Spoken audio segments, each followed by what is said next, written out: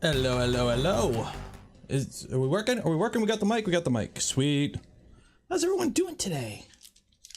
Should probably get these set up. Get some music going. So this is what happens when your power decides to flicker at night and you don't realize it. So when you go live, you know, normally my setup is pretty, I come down here, I tell Google to turn the cameras on, I hit go live and I'm live. But occasionally I come down here and everything's off and I have to reboot everything and set everything up. And it's like, oh wait, shoot, I've got to do some work. And then we're like cutting it a little close, because usually cut it a little close. But as always, our overlay is bugging out. Refresh cache. I don't know why my overlay bugs out when we start stream. Stream at a proper EU time. That is right. So for the next 2 weeks, weekday streams will be 11 a.m. So yeah. So how's everyone doing today? I have the contest open, so if you want to enter to win some Polymaker filament, it's a good printer chow. I've been using it for some projects here. So this week's video is currently in progress. As you can tell, this does not fit on my head. So this is for somebody else. So that we're currently working on that with some Polymaker filament until I ran out and switched to a different brand. But it's good filament. So if you want to win some, enter for your chance in the description. I've been working on the Mando armor, my Mando armor. So I've got to untape these before we go live. We've got part 3 of the SecKit build. So we'll get to that. Little guy's at school right now, so hopefully we should be able to get the 3-hour stream out of this instead of somebody wanting chocolate and making us end a little bit early. So we'll get these on tape first. And I think going forward, with the streams here, because I've been kind of soft launching this, but I think we're going to keep doing it, is when I go live, I think we're going to let the first couple minutes of the stream, first like 10 minutes, we're not going to do anything. Just because I found lately a lot of the time, I have people come into the stream 10-15 minutes after I go live, and they're asking stuff that we went over at the beginning of the stream. So especially with like builds and whatnot. So I think what we're going to start doing is the first like 10-15 minutes of the stream are just going to be kind of a recap and a hangout. And then we'll get to the actual content just to give everyone kind of a chance to get in here. Because I know, you know, with notifications with YouTube and whatnot, it's kind of annoying sometimes if I hit punch go live and I start working right away and people come in and like, I just got the notification and I'm late, blah, blah, blah. So I think we'll kind of work into it a little bit like that. I've been putting off doing the leg parts for this for a while because they're the biggest pieces, honestly. But they actually took like no time because they're just flat. It's all hangout. Well, that's what the Friday stream is. The Friday stream is usually the hangout stream, but I'm thinking the first like 10-15 minutes of these streams, even the build streams, we'll just kind of ease into it.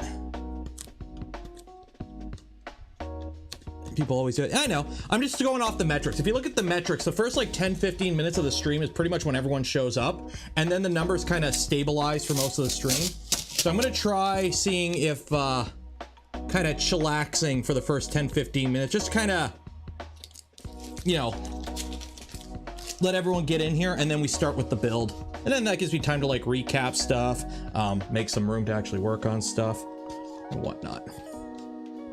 Which printers have I printed this on? This stuff? This is all Vorons for the most part. All this stuff was printed on my Vorons. Everything for the little guy's armor was printed on the bamboo. I kind of regret it because they look like shit, but it is what it is.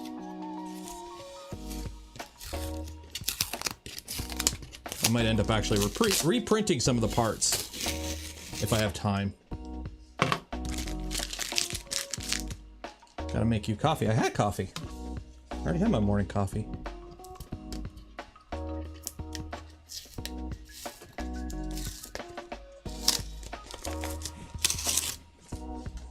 Go.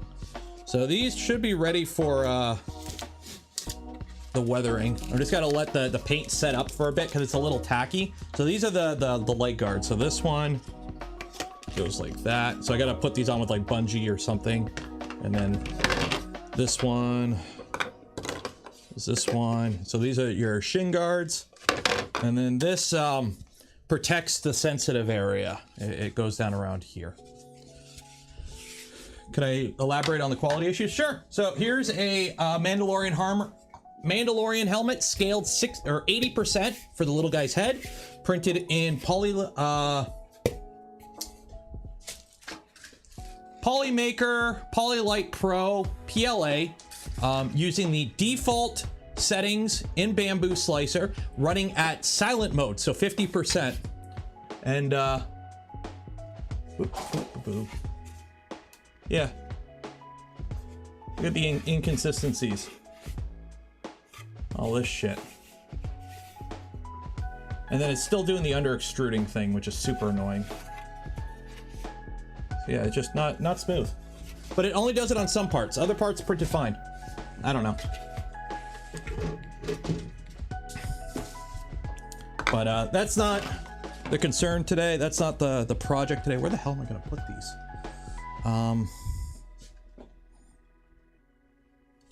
Put them over here on the shelf.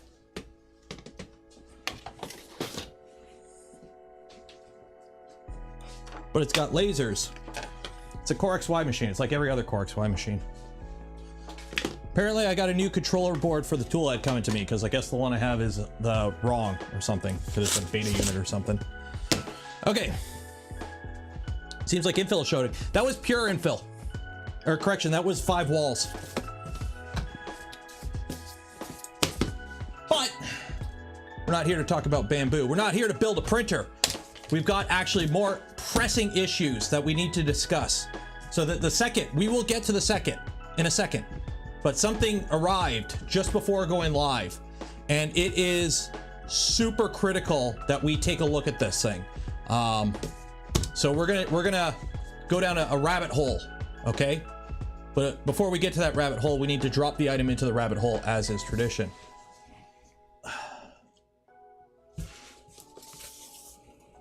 Ooh, it showed up. The LTT screwdriver.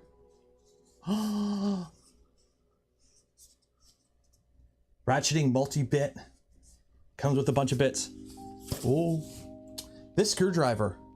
This is a screwdriver we've always wanted. With Mega Pro's retractable bit cartridge and our own shape, feel, and finish. It's the best of what we saw in the existing screwdriver space. We spared no expense in trying to make them perfect multi-bit screwdriver for everyone, whether you're a PC enthusiast, a handy person, or just someone who appreciates quality. Products that last for years. We are confident this will be your go-to driver for years to come. Thank you so much for supporting this new product with us. We hope you love it as much as we do. Linus Sebastian. I haven't opened this yet. Now, for those that don't know, I already have an LTT screwdriver. This is one of the super rare beta units they sent out. So we're going to be comparing it to this.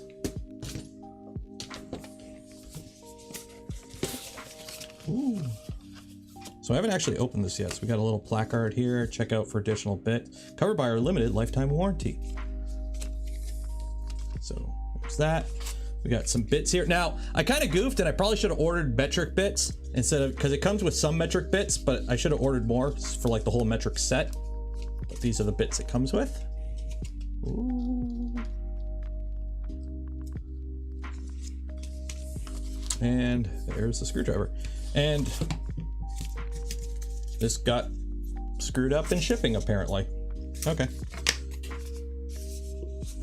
Is what it is. So that's that. That's not too bad.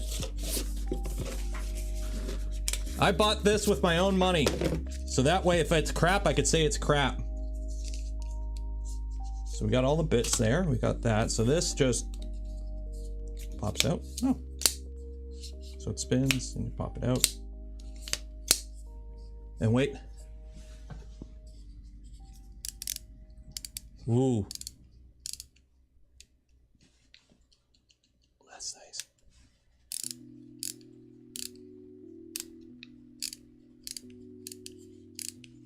That ratchet is very nice. And it's got it doesn't have a lot of back force, like, oh, like I'm just gently touching it with my finger and I can ratchet it. they're standard hex sizes, they're standard 1/4 inch, but they're much shorter. So they're much shorter. So let's see here. Where is our nominal metric? So we got this guy. So M3. And this is, oh, there we go. Well, it's a stainless screw, so it's not exactly. Let's go get an actual steel screw. Wow, I really gotta fill up my stores. Okay. So that's an M3, 10 or 12, and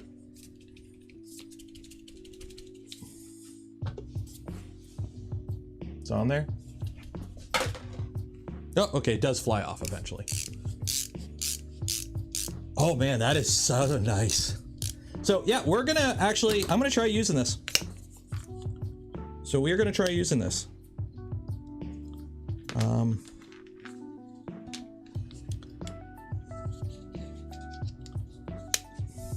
We are gonna try using this. So for those curious, it comes with, for metric folk, I don't know what bits it actually comes with. Oh, it comes with H2, H2.5, H4, yeah.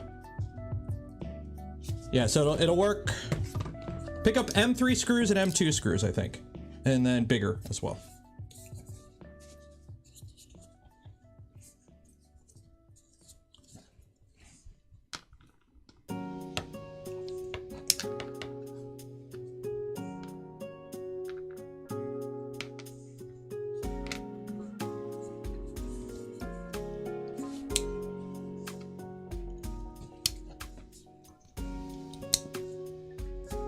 Oh, this is annoying. Okay. So you have 3 of each bit. Okay, you got 3 Phillips, 4 hex, 1 magnet, 3 square, and 3 flat. So the problem is you can't really, because this one would go here, so you can't fit them all on the same level. So one size has to be on 2 levels. Okay. Ooh.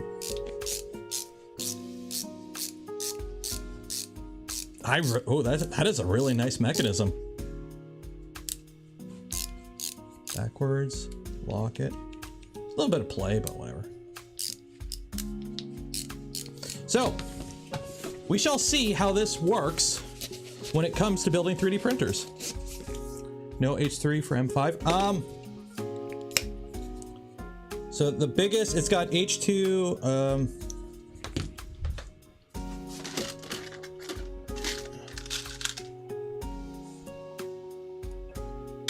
my M5s. It's got M5, yeah, it'll go up to M5. So M2 to M5 screws, it'll work. It's got H4, yeah, it's got H4. So it's H2 to H5. That's really nice. I might order longer bits. I might get some longer, thinner hex bits for this. They won't fit in the handle though, but that's actually really nice. That is actually.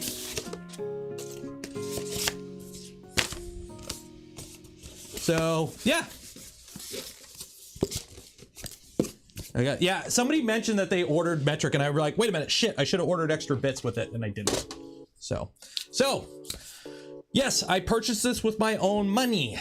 Yes, it is expensive. However, watch some reviews. It's actually pretty good compared to other expensive. If you're just looking for a, generic shitty screwdriver, yeah, go buy a Master Crap or a Cobalt or whatever. But I'm really interested in the low, the back pressure or whatever it's called, like how easily it ratchets. So when you're putting in an M3 screw into something, you're tightening, ooh. Yeah, so when you're like screwing in small screws into plastic things where you don't really have enough force to ratchet something this big, this has a lighter ratcheting. So there's that, and you're not really cranking on them with this. Yeah. How many monies? I think this is like 70 bucks Canadian or US. I don't know. Go on lttstore.com. And then also I spent 60 bucks on some helping hands for soldering. So when those show up, I'll do a video on those. So I'm starting to actually say screw it and buy good tools. So I finally bought a set of helping hands, third hand, or whatever they're called, for soldering. Those are on the way. They shipped today, and I might do a video on them to try and recoup some of the costs of a $60 set of helping hands. So buy once, cry once. Exactly. Like I'm still crying over my Mitutoyo micrometer that don't work. Or vernier. Finally got some helping hands. I did. Ooh, and I got some stickers. LTT store stickers. Cool. They sold about 100,000 of them. Yep. LTT is a shirt and accessory company that occasionally does YouTube videos. Actually, we're gonna need this out because I gotta flip this around. It's easier to spin this around. I prefer where? To each their own. Let me go grab the actual stuff I need to build this printer. There we go. Yeah. Fun fact, when you're building a printer, it actually helps to have the components that you need to build the printer in the same room as the printer you're building.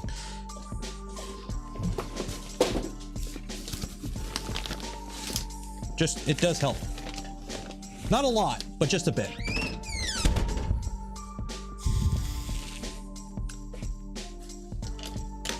DFH, hello.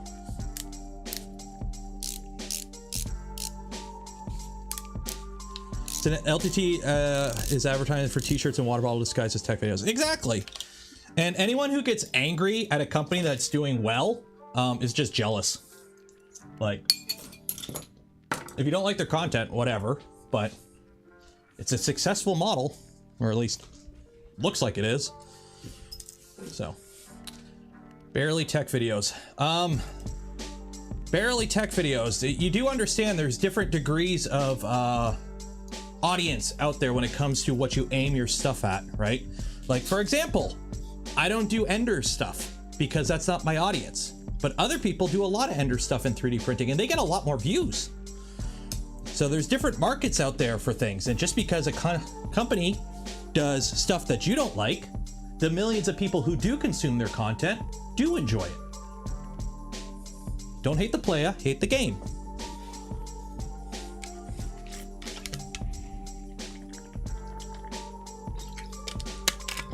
What crimpers do you recommend? I use PA09s. Okay, let me actually pull up the manual for this. So let's get to the build. SecKit Cube, GitHub, SecKit Cube. There we go. Those YouTube thumbnails make me sick. If you were running a company, okay, and by just changing the thumbnail, you could double your views and vastly increase your income, why would you not do that? They did a whole video on it. Literally, they don't like it either, but if they don't do it, they don't make as much money. So they do it. It is what it is. Don't hate the player, hate the game. Okay, manual. Like, look at me, look at my thumbnails. I think my thumbnails on my channel are relatively straightforward. I occasionally do the red arrow thing, but my thumbnails aren't the clickbaity kind that some people like, and guess what? My videos don't do good. Simple as that. Why is that? Because I'm crap at making thumbnails and I'm very unoriginal. So where were we at? Z-axis. The bit sets for $7 a good deal. Basically, yeah, I'm just waiting. Like I'm not gonna buy the bits by themselves. I'm just gonna buy some merch or something at the same time. Oh, I love you though, Nero. Aw, thanks, David. No, it is what it is. Like, I understand for the content I do, videos aren't my main thing. Videos are there for those that need the videos and like the videos. And I am trying to do more mass consumer videos. But it's not my main thing. Streaming is my main thing. So I don't really have the same concern over videos as some other people's do. So it is what it is.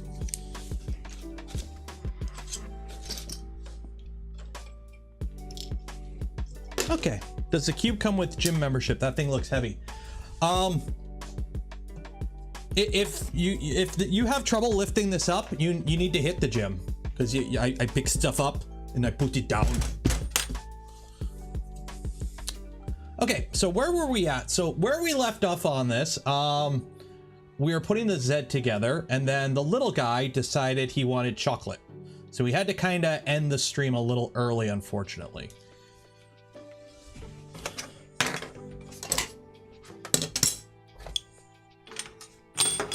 So we've got our carriages on. Okay. This one back here, I ended up having, oh yeah, these are all loose. These screws are all loose. So the rails are loose. This one back here, I had to run a tap through one of the holes on the carriages. It was just like a little bit of gunk in there. Like, I don't know if it was chips or just gunk or whatever. I don't know. But I had to run a tap through it just to, the screw was stripping. So, release date, I don't know. Here, yes, I do a lot of Voron stuff on this channel. Yes, I am a admin on the Voron Discord. I don't have that information. So if you ask me when X is going to be released, I'm not going to tell you, because if it's not, like, I'm not going to announce it on my channel unless I tell you I'm going to announce something. So if you ask me one of those release dates, I'm not going to release it before the Voron team. The Voron team is the release funnel for that on the Discord, the Voron channel, the subreddit, etc. Okay, so I'm not just going to come out, like, if you randomly ask me, oh, when's 2.5 coming out, I'm just not going to give you the date, because 1, I don't have the date, 2, that's not a thing, and 3, I'm not going to just randomly announce it without consulting with the team. I don't think we've ever actually officially released anything on this channel ever. So yeah, I know a lot of people have been asking me about 0.2 for a while, so I'm just going to ignore that question from now on. So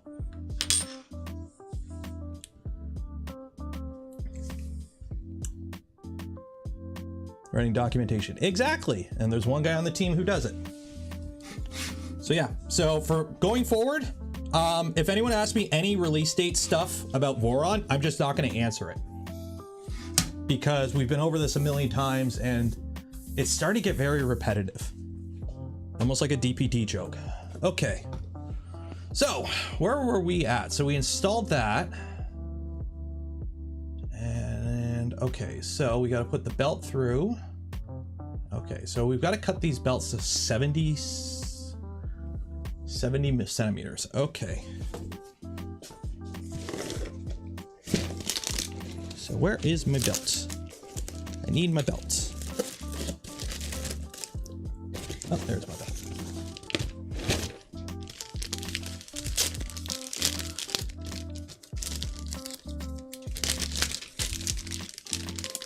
So this is all thick belt. This is 10 millimeter Gates belt, by the way. So everything in this machine uses Gates belts, and it's 10 mil. And I need 70 centimeters of it. Fortunately, my scale is only 30 centimeters and my big scale is inches. Okay, Google, how many inches in 77 centimeters? 77 centimeters is 30.315 No. inches. No. Okay, Google, how many inches in 70 centimeters? Please log in to the Google app. Okay, Google, how many inches in 70 centimeters? 77 meters is 3,031.496 inches.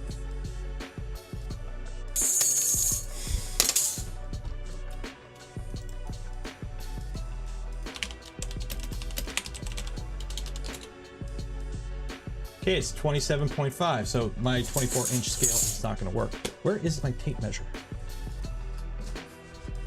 Where is my tape measure? Uh-oh. I don't know where my tape measure is. Shit. Okay, well, we'll do this the easy way. Okay. That's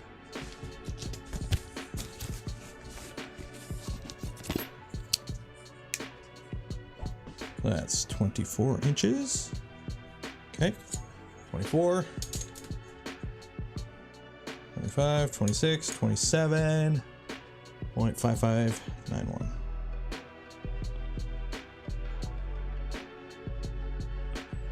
Okay, there we go.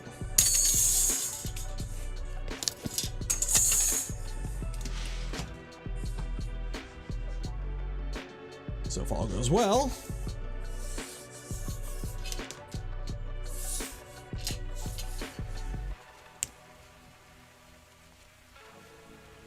or 25, 26, 27, right there.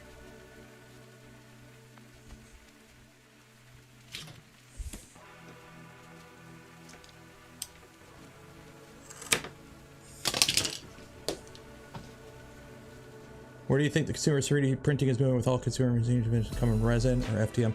No, it will never all be resin. Resin's too toxic, too much of a pain in the butt to work with, and the material limitations aren't going to be getting over anytime soon. FDM is always going to be the cheap, easy way to get into 3D printing. And for the vast majority of people, don't need resin. So it makes no sense to go resin for like everyone. How many AUs? Yeah, how many AUs in 70 centimeters? And then don't forget to account for time dilation.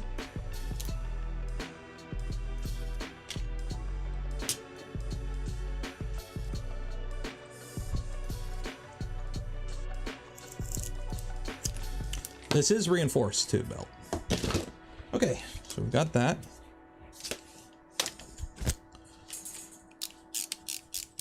But filament is made from resin. Okay, well, okay, Mr. Technical.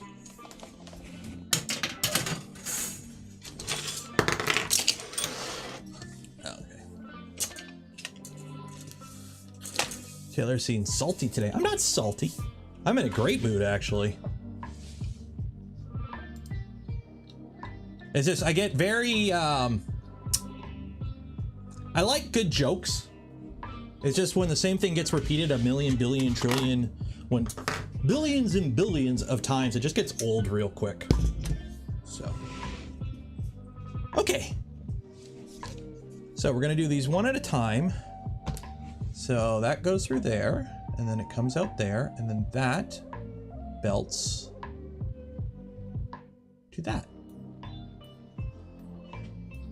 With some M3 nuts and bolts.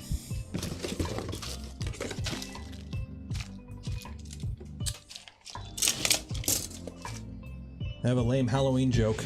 Speaking of Halloween, if you have not entered for your chance to win for the community challenge, every month we do a community challenge, okay?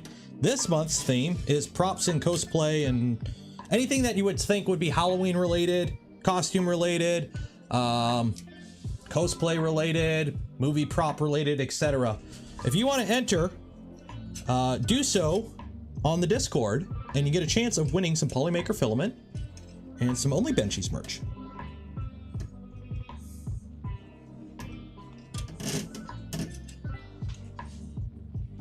Wow, there's a lot of slack here. Okay, so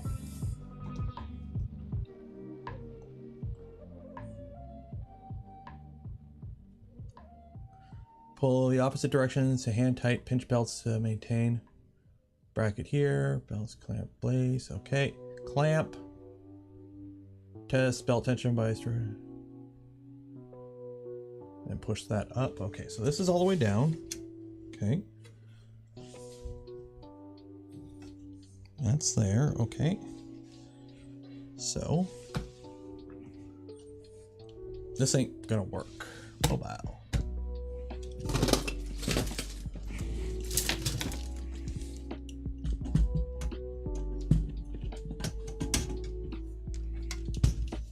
Ha!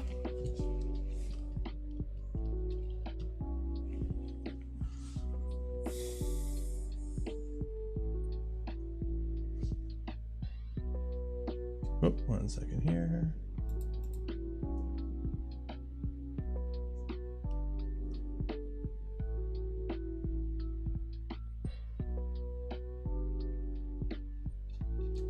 Hello from Florida. Hello there.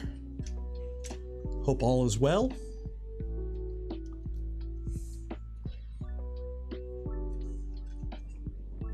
Okay, so that goes like that. And then there's a clamp piece. I gotta find, where's this clamp piece at?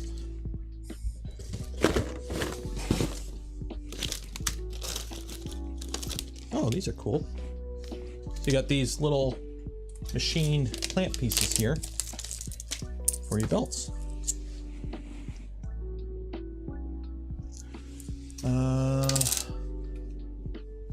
What holds them in? M310s.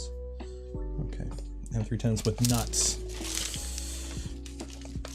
It would be nice if these were tapped instead of having to put nuts on the bottom. If these were just came tapped that you just screwed into, that would be very nice. I would like that.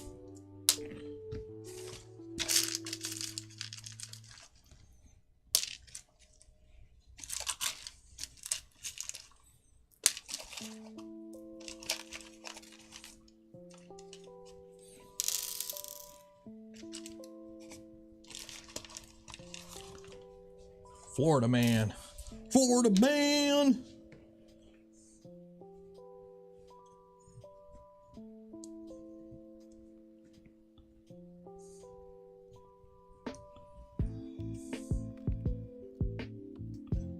Okay, so which way does the screw go? Screws go through the top, I guess. Wait. Yeah, screws go through the top. Oh. Gary gifted 1 community membership. Cheers, Gary. Thank you.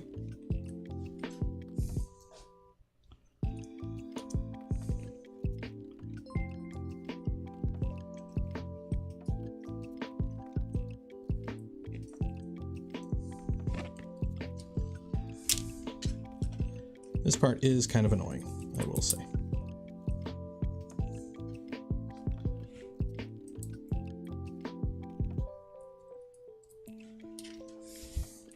Is the right size for these? Yeah, we're close enough.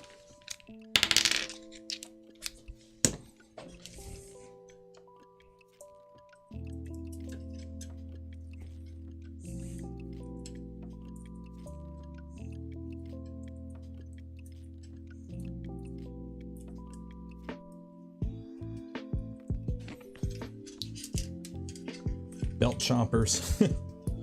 These are some pretty chonky belt grippers.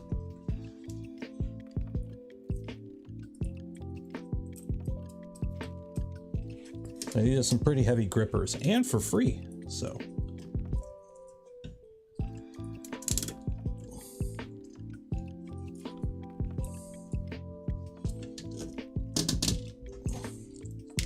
Oh no, I've lost one of my nuts.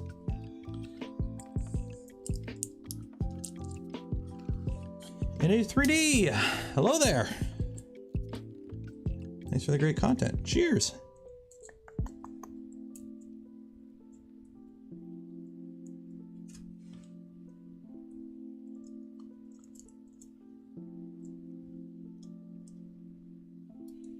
Did I miss?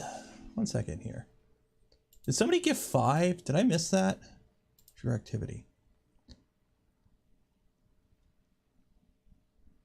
Unless, did somebody sign up for a membership before the stream went live? It's showing me I've got 6 new members. So, am I missing something here? Okay, there it is. A little wrench for these. Nope, that is too big. Do I have a little wrench for M3s? Where are my wrenches? I don't have a little wrench for M3. Shoot. What was I using before? These work? PFH? Oh! Did I acknowledge it or no? I can't remember. I'm getting old! Dang it, I don't have a little... My wrenches don't go that small down for M3.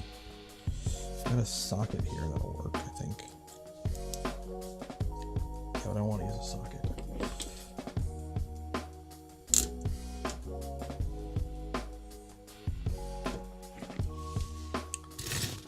Do I have a little adjustable? Do I have a little adjustable?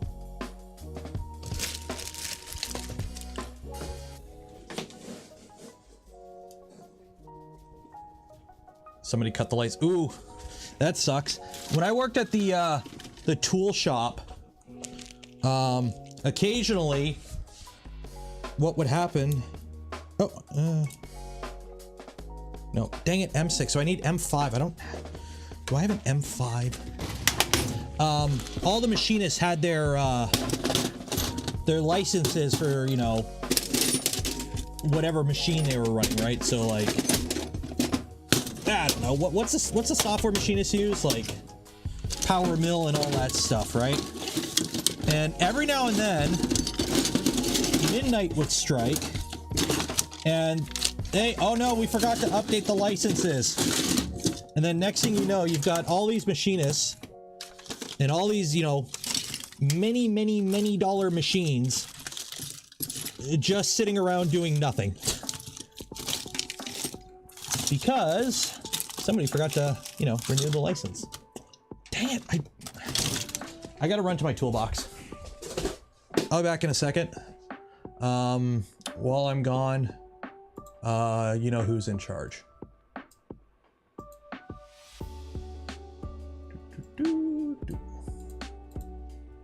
Okay. I'll be back.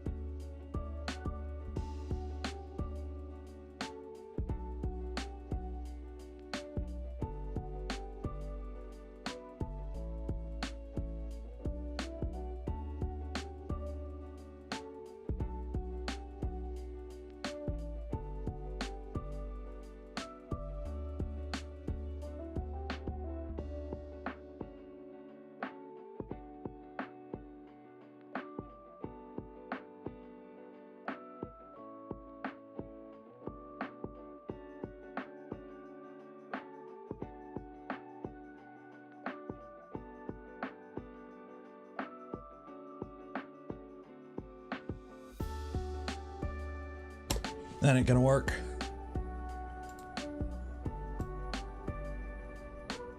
You know, you would think when you're building, you know, 100,000 pound injection molds that you would have the tools to tighten an M3 nut. But apparently I don't. Apparently I do not. So, I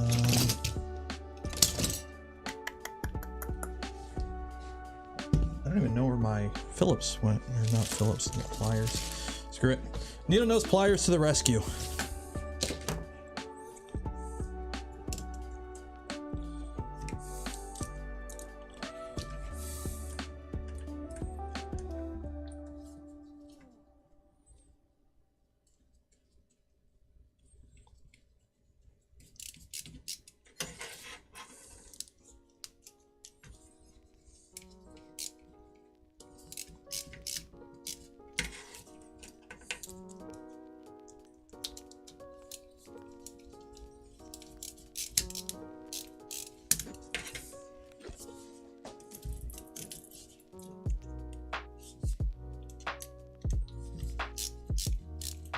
I'm just spinning it. Shoot.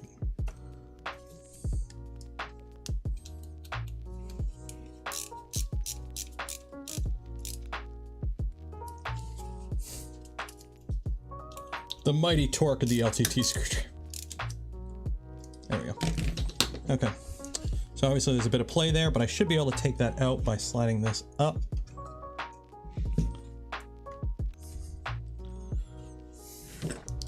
So it would be nice if there was a good way to do this.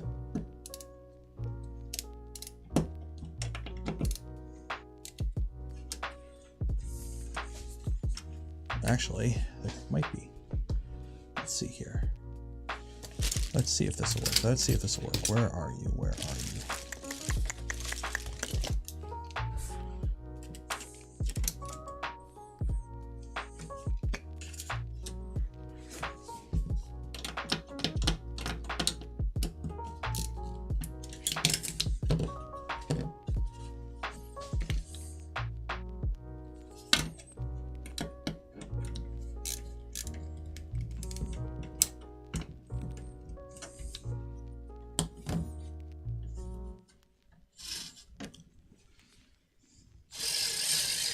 Oh my god, this thing has so much bloody torque.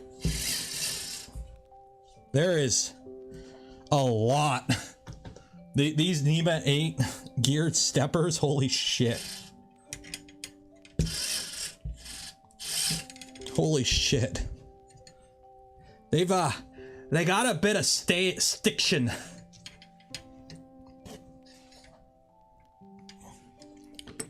They've got a bit of stiction to them. Whew. And by a bit, I mean a whole lot. Okay, so now that goes there, that screws in there. And then on this one, there. Okay.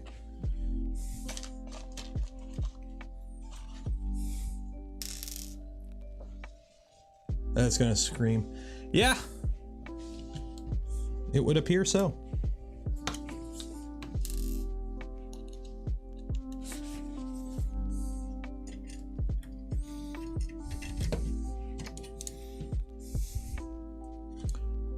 M310s, really? M310s. These seem really long for M310s, but it says M310s. I'm not going to use M310s. That is way too long for M310s. Is there anything that goes on the bottom of those brackets? No. We're going to use M3/8s. Just because I don't want that sticking out so much. Yeah, that makes more sense.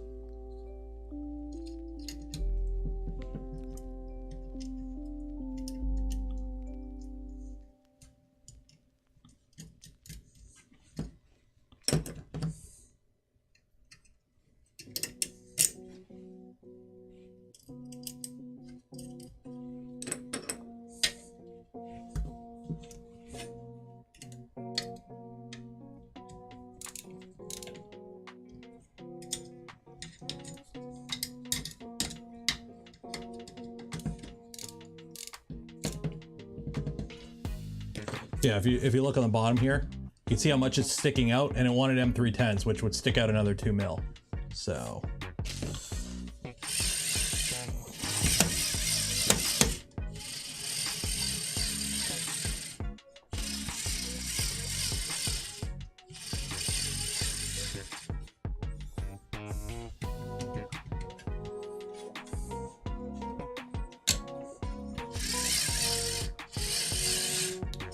There is a ton of staying power there.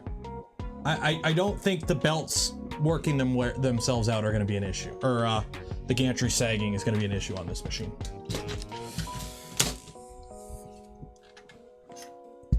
Yeah, those aren't. Ooh. Gotta be careful. Scratch the hell out of this countertop.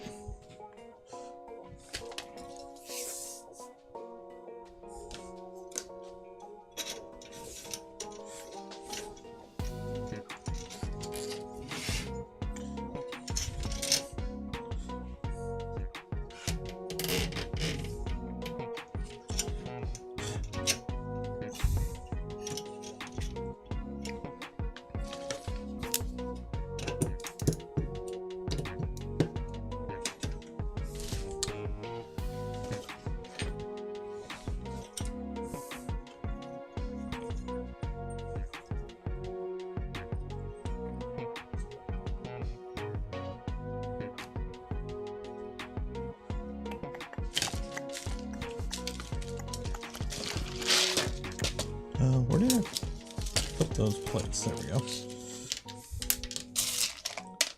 1, 2. And having all my M3/8s and M310s mixed up is super awesome.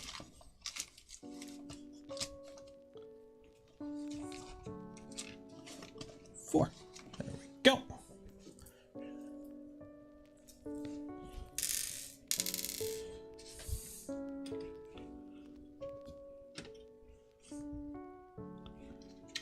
This will go in like that.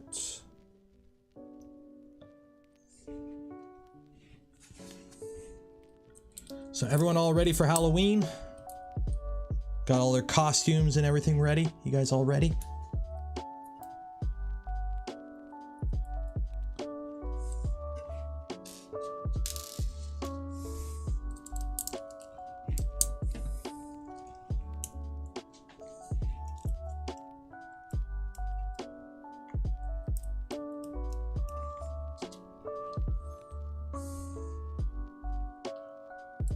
just eat the candy that's left over. I used to work at a grocery store, and if you worked like the shift after Halloween, when you went in, there'd be just this mound of candy right at the front, like 50 to 70% off. There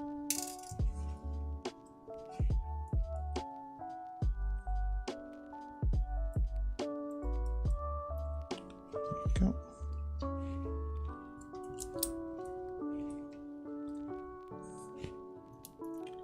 This actually isn't too bad. Everything's always the most annoying the first time you do it.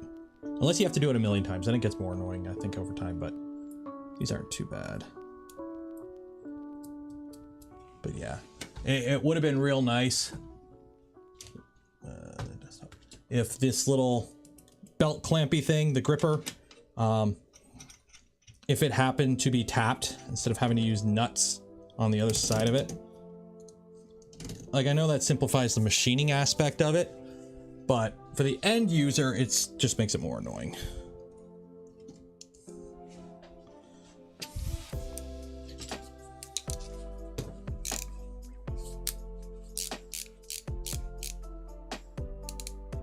When we bought this house, we said we'd be that house and bought a box of full-size candy at Costco. One kid showed up. Ooh. We don't, I can't remember the last time we even handed out candy, right? Because Coda doesn't really, he's not the most quiet dog when you get visitors to your door, put it that way. So there's that. And with the little guy, we're usually out because we go take him trick-or-treating.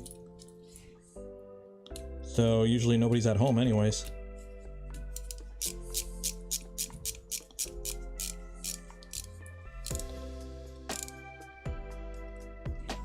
And then this year, I think the wifey's working, so it's just me and the little guy. So I'm taking him out trick-or-treating, and that's gonna be it.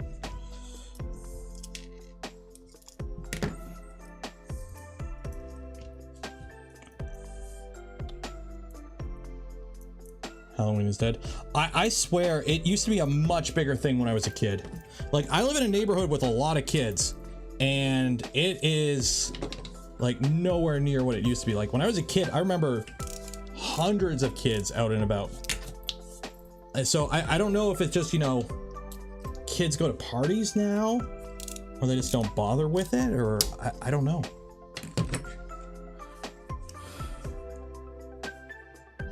But I guess it also depends where you live, right? Some areas there's a lot more going on than others. So I guess it also really depends on where you live in the world.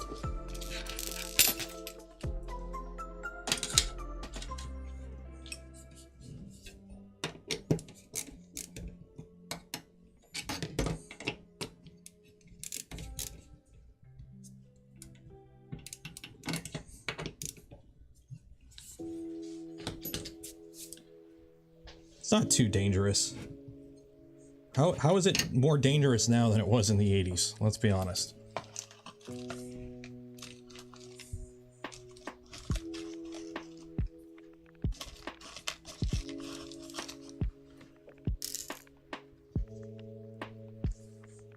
See, here's the thing. You say, oh, I'm scared of what? Other than like a random news article, that's not the case. At least nowhere around here. Like, kids dress up in scary stuff. At school, they do like Orange and Black Day, but actual Halloween, no, kids wear costumes.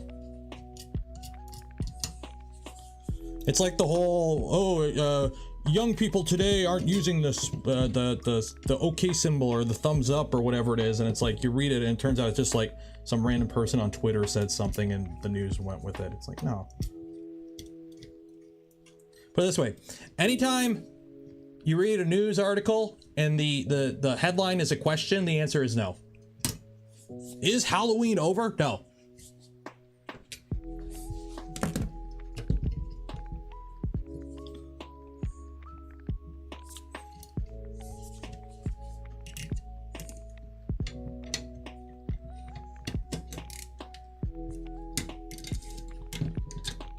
I mean, I'm taking the little guy out dressed as a Mandalorian with him in a little Mandalorian suit. Halloween is not over. Although he might not be wearing a helmet, so we can actually see where he's going.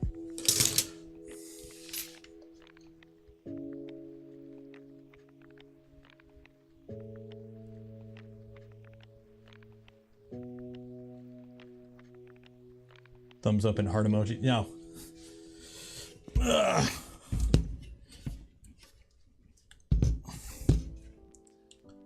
Okay, actually, which is gonna be the easiest way to do this? Probably this way.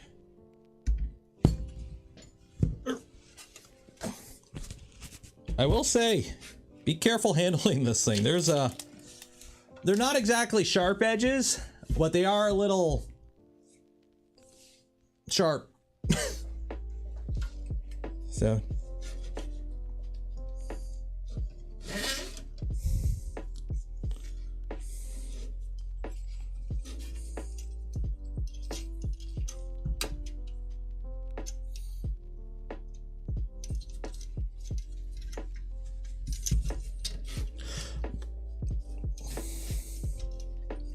And this is the problem, like, oh, I'm gonna get a great overhead view of working on this.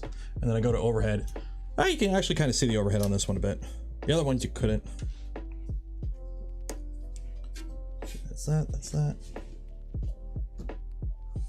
I have to adjust those out a bit, whatever. Another bracket. Have I gone on Halloween snow? Yeah. Like, if you're doing a Canadian Halloween costume right, there's room in the costume to wear a snowsuit underneath. Although lately it's been a lot of rain for Halloweens. A lot of rainy Halloweens lately, I remember.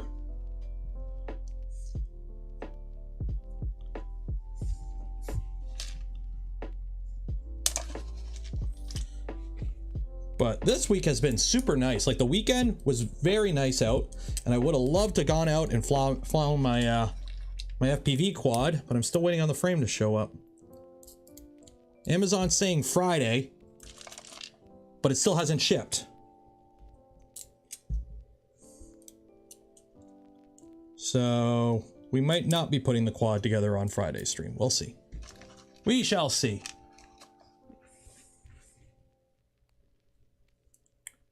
He's in Canada, ha ha ha, when is it not gonna just snow?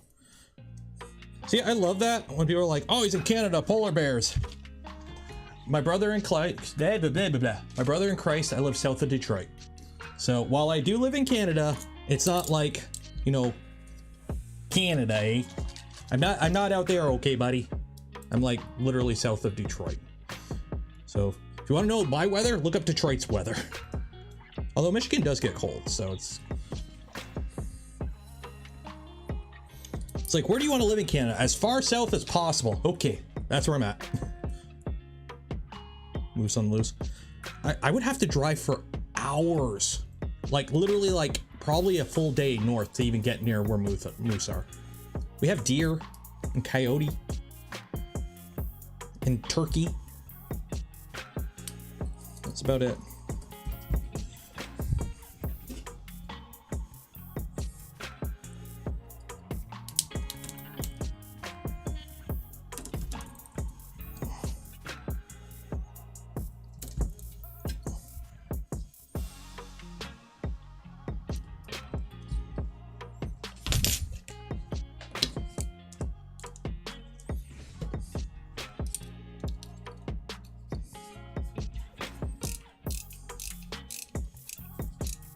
Nope, wrong camera.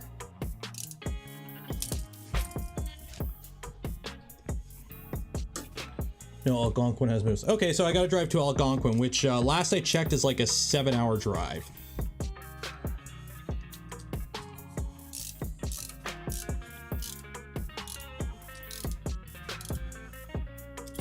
So, still got a ways to go to get to where the meese are at.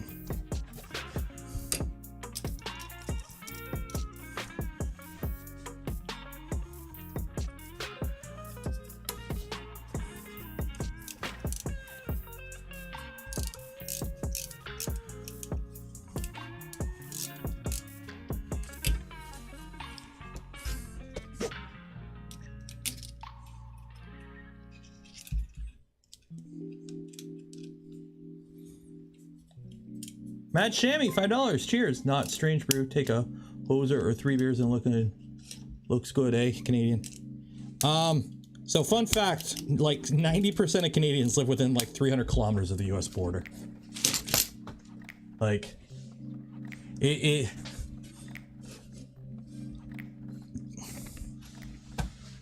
What is wrong with this picture?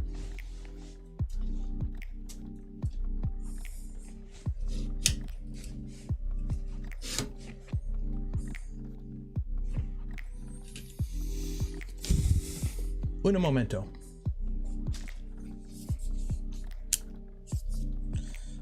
Is the LTT screwdriver as good? I don't know. We've been using it so far and it's okay. I literally just got it. Now we get to check its unratcheting feature. Well, I flipped this around because I put it on backwards.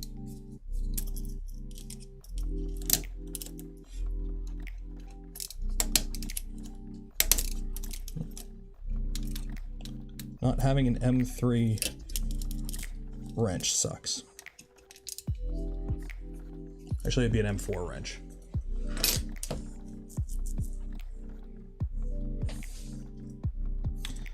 You know what? Warmer than the deserts of Arizona. I'm on the same latitude as Northern California.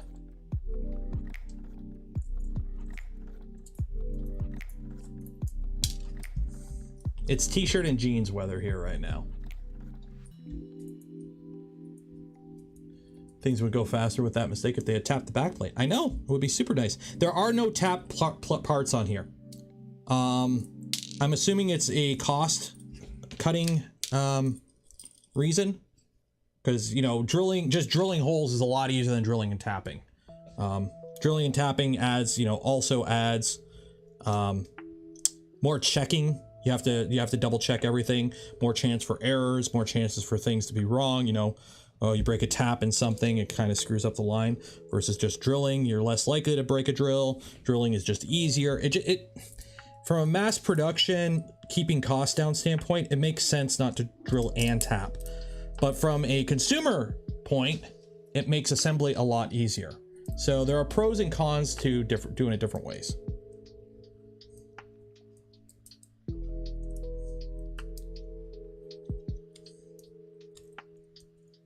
Like, these could have been printed parts with heat sets in it if you wanted to get super technical, but.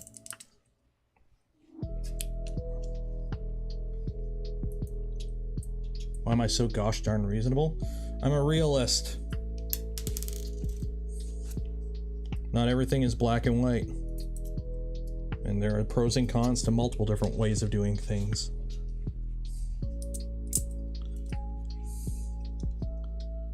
I'm south of Toronto, yes. Look at a map of Canada, go as far south as you can. I live in that area. And I won't get more specific than that, although you can infer from my P.O. box the rough area I'm at.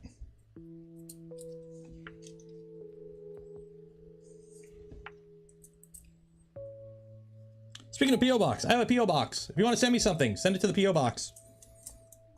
Because I'm trying to justify its existence. Because a bunch of people wanted me to get a P.O. box, so I got a P.O. box.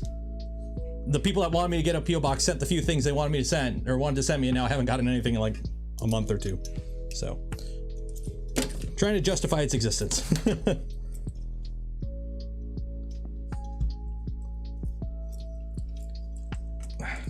that might be a little too loose.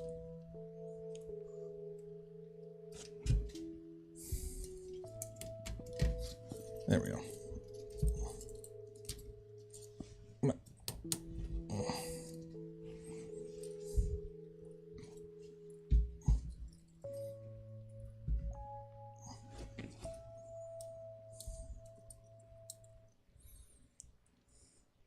E3D, hello!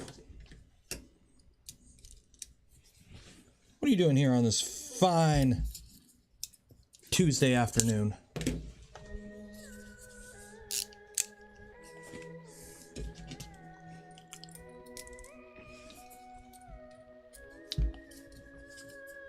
Oh, David's here too. Hi, David. Everyone's showing up. Where's Joe at? Anyone see Joe? Joe.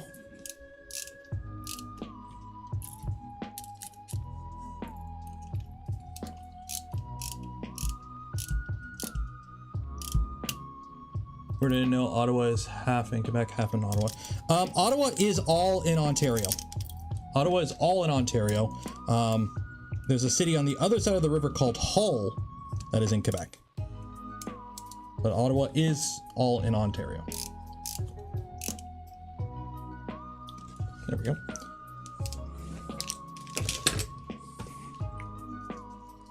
Papa Joey P is behind me.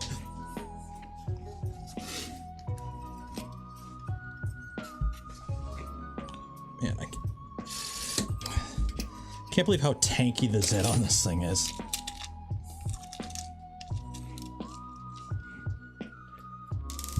I gotta print that little spider thing.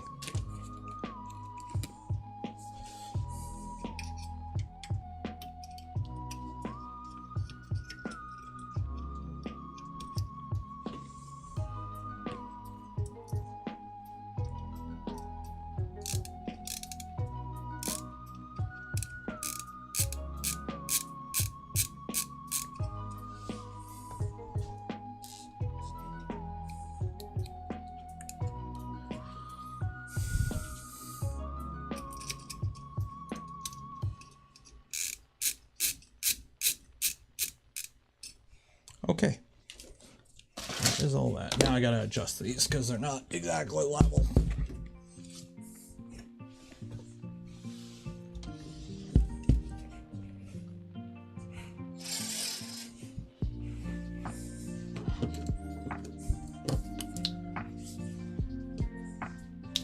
Ooh. Flip the screwdriver. Wrong button. There we go.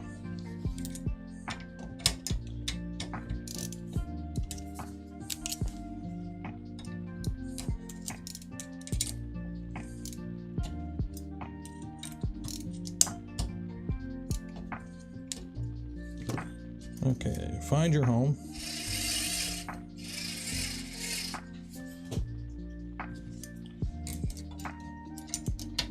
Find your home.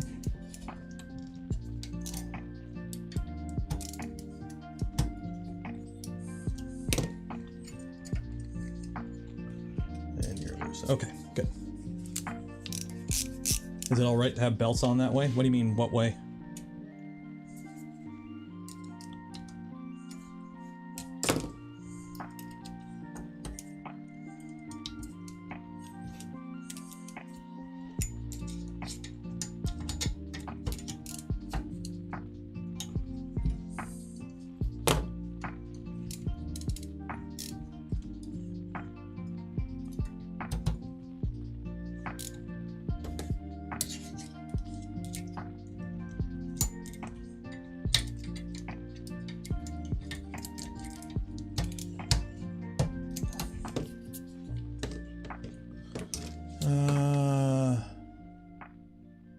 You're adding weight when printing. I don't know what you mean.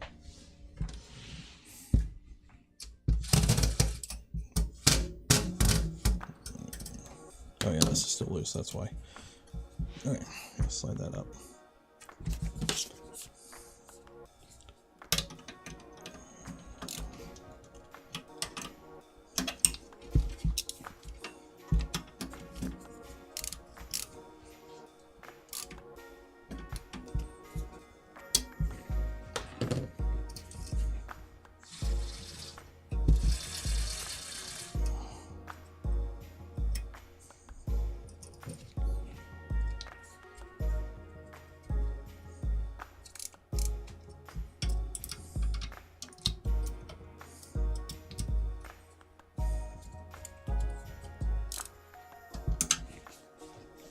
Hey, Anton.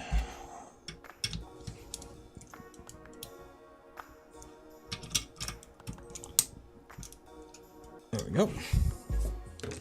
And then also, I need to put a little clip on here. Fixed bed mount. Okay. M310, M3 washer, M3 nut. Okay. So M310.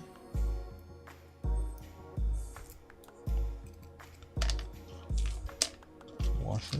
M3 nut. And this is on the left one. It goes right there.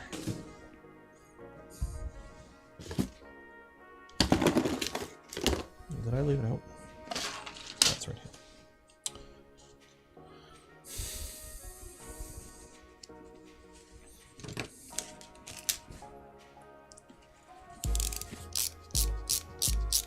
Oh, the bots are back? Yay, the bots are back. Yay. You know why? It's because you guys haven't hit the like button enough. That's how it detects bots. Is not hitting the like button. So you might get flagged for not being a bot if you don't hit that like button right now. So like that smash button and hopefully you don't get flagged. 5 and 6 millimeter hex would be nice. You can buy more. Like it's a standard. It comes with H2 to H5, I believe, or H4. You can use this for M2 to M5 socket heads, and then one size down for button heads. So, oh, I forgot to put the washer on that.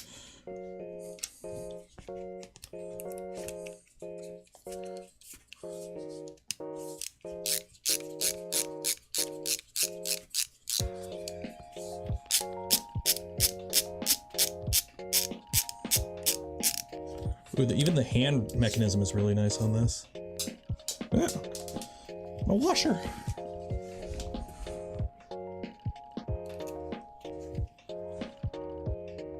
M6 bolts, you generally want more torque. Yeah. Oh, that is such a satisfying noise. LTT screwdriver? Yeah, I got it right here.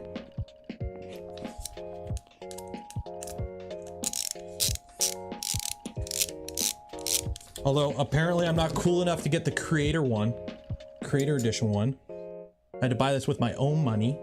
So if you want to help support the channel, the content I create, or the things I do, there's links in the description, affiliate links that don't cost you anything extra to go a long way in supporting the channel. Instead of becoming a channel member or Patreon supporter. Not only you get access to a super secret channel on the Discord that only people who are Patreon supporters or YouTube members know about. You also get to hang out in the monthly member streams, and you get videos early when I do videos, which I have been doing videos lately. Or hey, you might just luck out and somebody might gift you a membership during the stream too. So.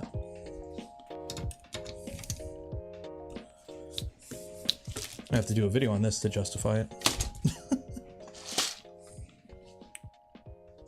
I'd rather have a $70 screwdriver than a $1,500 NFT. Well, here's the thing. That $1,500 NFT could be a $1 NFT.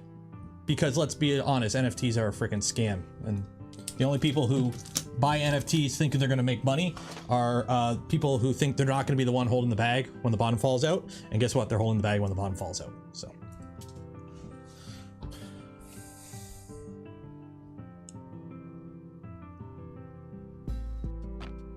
Okay, so we've got that. Wait, oh shoot, I mounted that in the hole. So that goes there. Okay, let me move that. I put it in the wrong hole. Okay.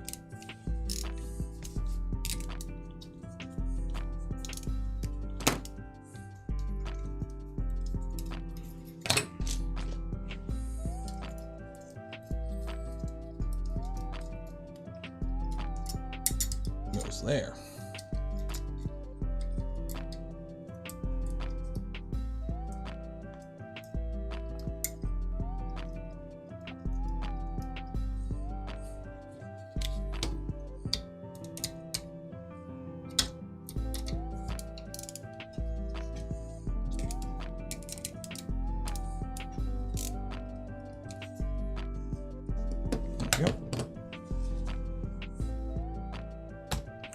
Okay, so left, right, that one. Okay, okay, okay. Does that belt tension, align the belts, touch. The belt path is straight to the rails. Okay, so I guess now we gotta make sure our rails are straight.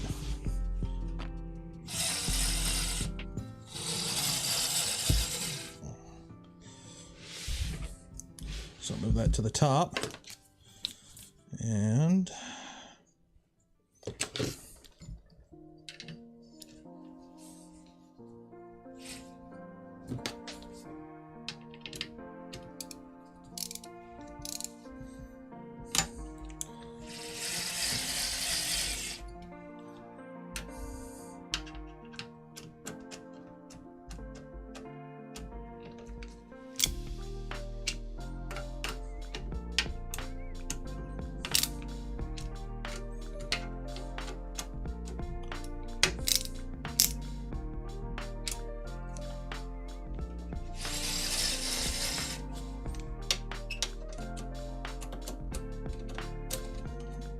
Dang it. Problem is I'm trying to screw in a screw that's magnetic in a rail that's magnetic.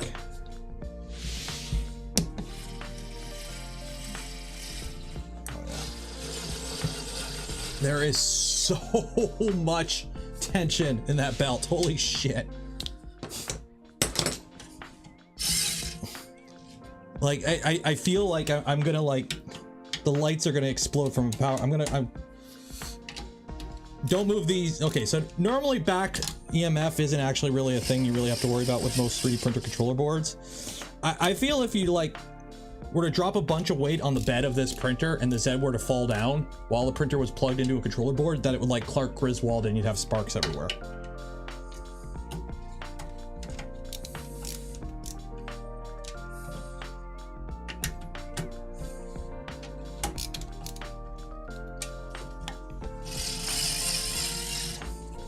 Right now it's not plugged into anything, so.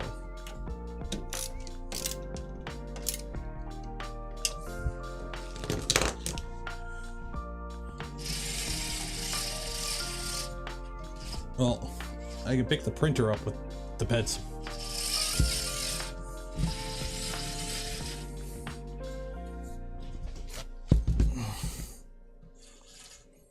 Okay, this one's gonna be kind of annoying because there's a belt in the way of this one.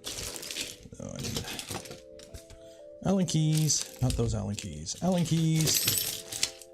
Of course I'm missing the one Allen key I need. One of these days I will clean this bench up. It will not be this day though. Maybe not today, maybe not tomorrow, but one day.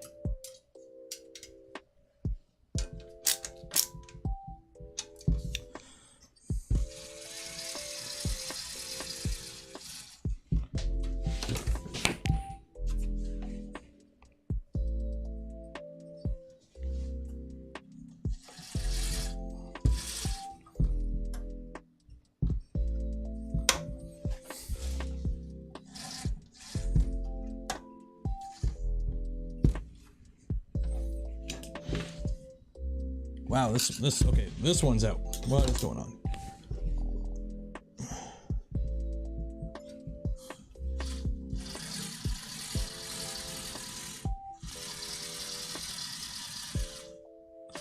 I mean, it doesn't really matter too much, let's be honest.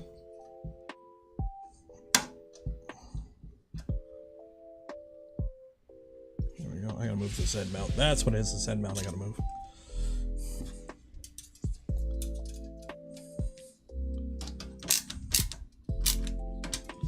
This one's only held on with 3. I gotta move that Z motor in more.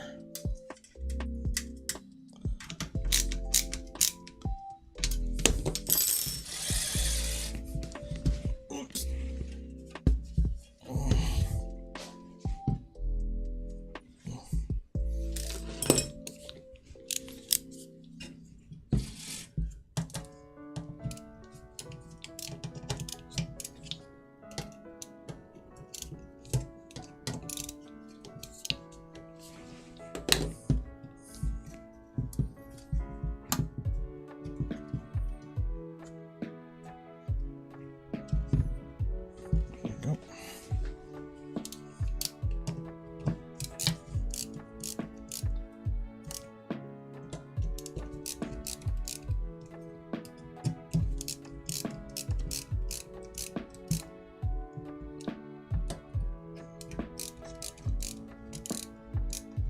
I will say, like, when even coming in on an angle when where you're not able to, like, come straight in on the bit, it's pretty good.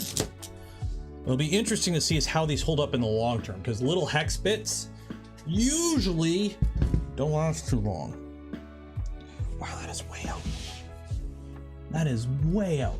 Holy hell, that is way out. I'll move you over.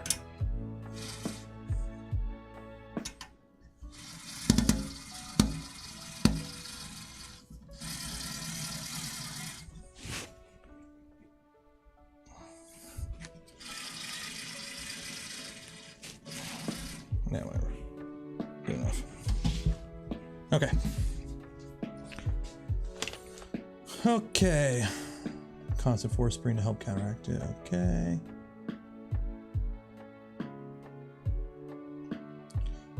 Aeromax SES Pro, I have no idea what that even is.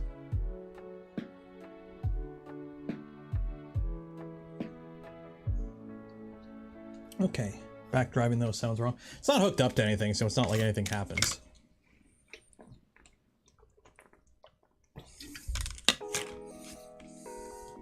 How much backlash?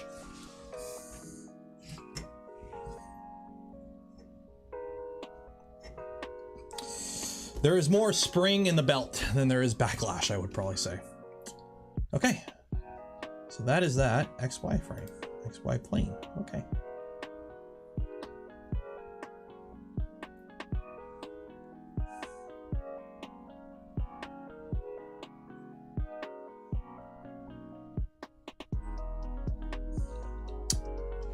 Okay. So XY plane now. The holes for the end stop on the CF extruder carriage are a bit larger in some version. So the first few steps here to apply super glue between the and let it cure is that the M2 bolts act as position pins only. Sorry for the holes on the extruder carriage will be shrunk for the M2 bolts. Okay, so extruder carriage is some carbon fiber, it looks like.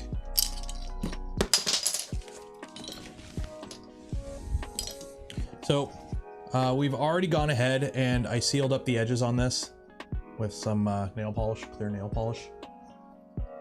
Because apparently that's a thing you gotta do. So there we go. Okay.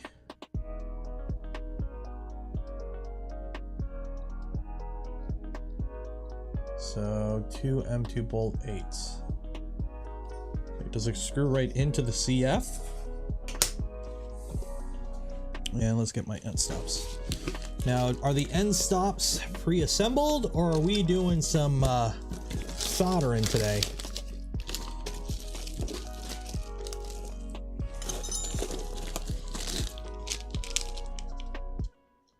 M2 8s.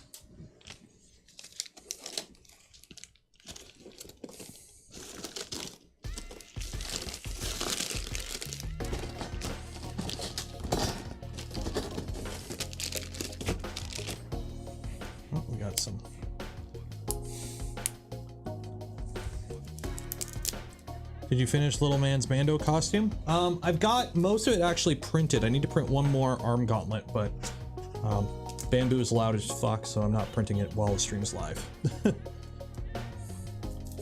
Okay, so we've got some pre-made wire runs here.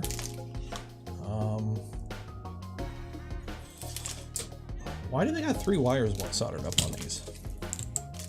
Why do you have 3 wires soldered up on these? Why? Why? I have never used 3. Is there a reason you should use 3 wires? I've never used 3 wires. I guess if you want to use NC and NO, but why would you? Even in silent mode? Yeah, because it's PLA and the fans. The fans are bloody loud on it.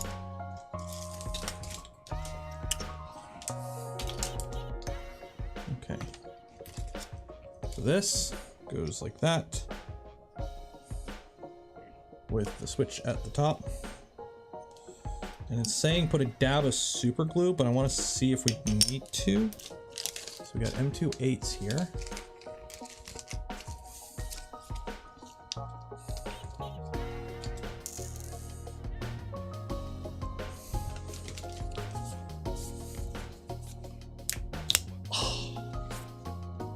And these are, I don't think the little one fits. Yeah, the little one won't fit this, because these are really small.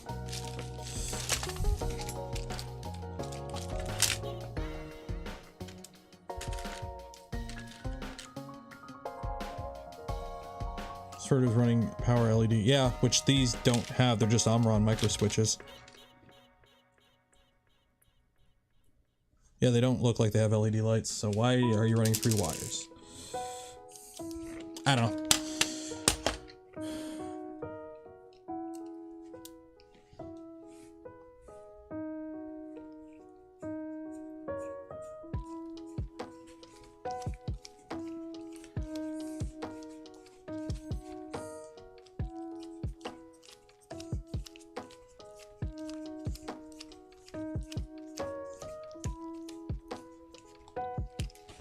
So these holes you said are big.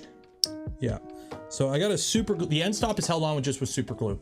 That's it. That's what holds the end stop on. It's super glue. Just literally a dab of super glue holds this end stop on.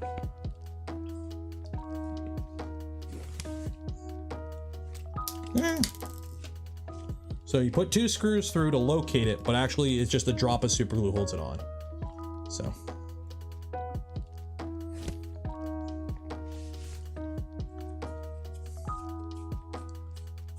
I knew Linus was in bed with Linus Tech Tips. If it was, I wouldn't have paid for this. I would have got it for free.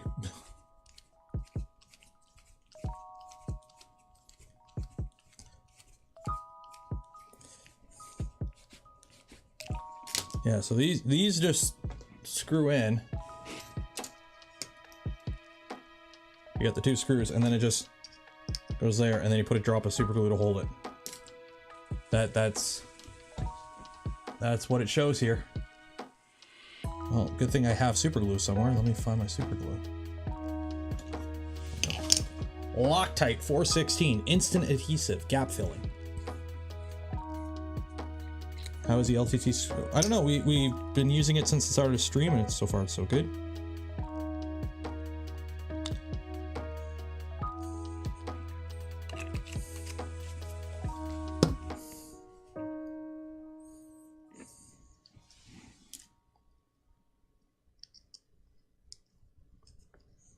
And now we gotta wait for super glue to dry. So how's everyone doing today? Actually, wait. I can cheat this. I got. Where are you? I have clamps. Where are the clamps?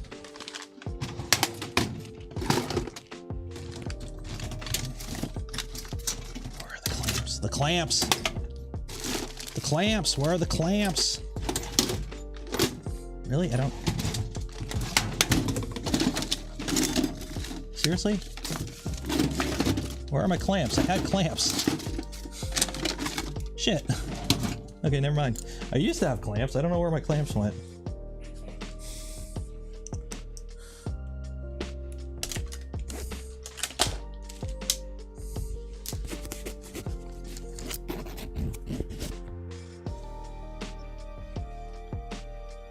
Super glue accelerator. Yeah, I don't have any, so can't really do that. I wish I knew where my clamps were. I used to have a whole bunch of clamps, like the just vice, not vice grips, but like. Well, we'll let you do there because we got to get the other one ready. So the Y-min is the same thing. Is it on a printed part, or do I got to? Oh, this one I could screw in. This one I could screw in. Okay. So I'm assuming all the end stops are the same length. So we'll just. Back there. Yeah, this one just clicks in.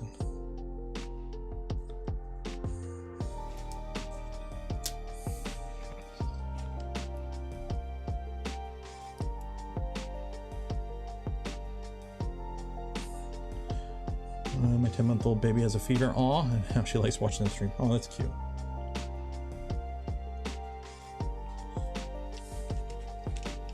Under my son's bed. It could be. Wouldn't be the first time.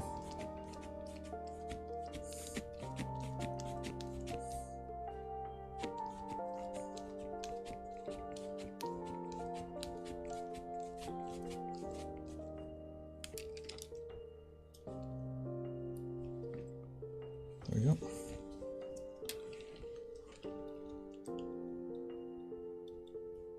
You don't need to ever service a printer. You could use epoxy. I do have some E6000, but I don't have any 2-part epoxy on hand right now.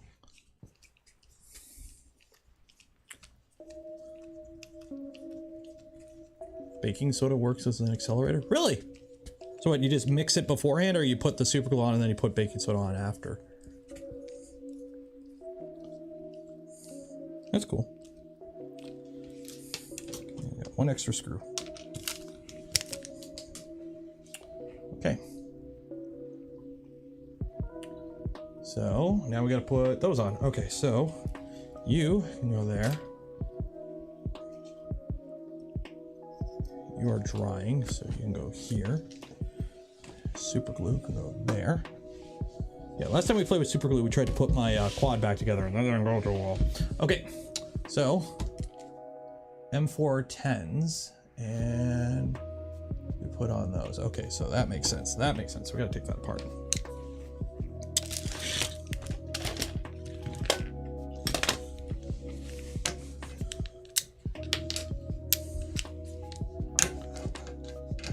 Nope, that's not the right one. That's not the right one. No.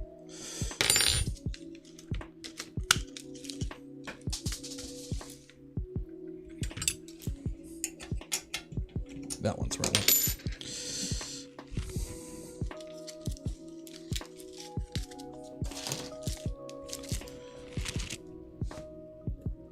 Oh, that M4 screw's gone to the ether.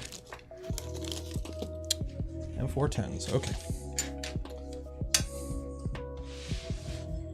So undo this.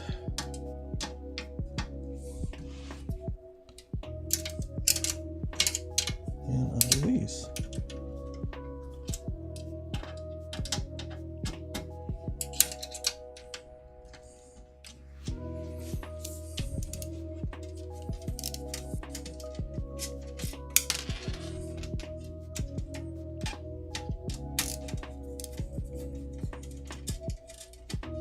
Acetone accelerates. Is acetone what the actual accelerant is?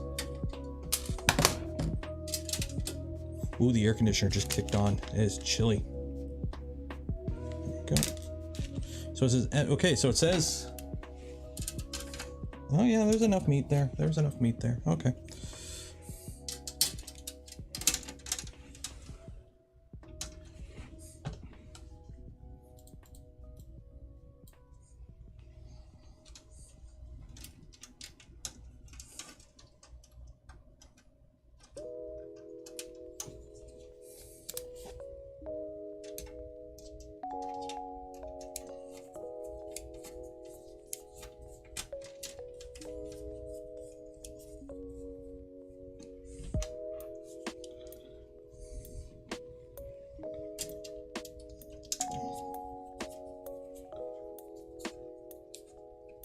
There we go.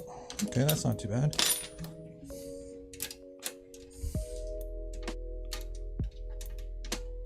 Of course, I'm not left-handed, so trying to tighten that up is kind of a pain.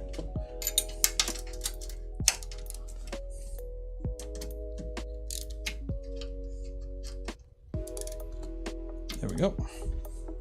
Okay, there's one rear idler. Where do the motors go for this? I don't know, I guess we'll figure it out as we get to it.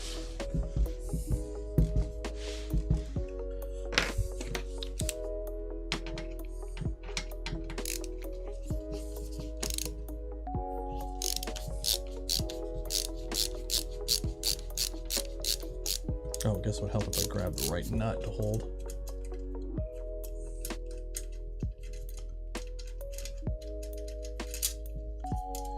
Pushing plastic, remember, for 6 months. Damn. Time flies when you're having fun.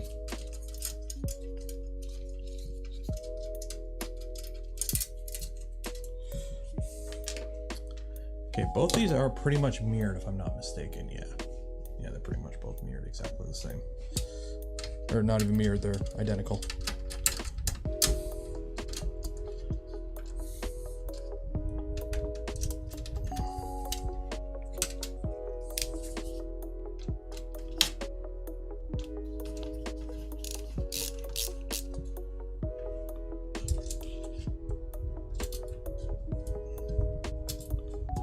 Well, this is a part where a socket would come in handy, but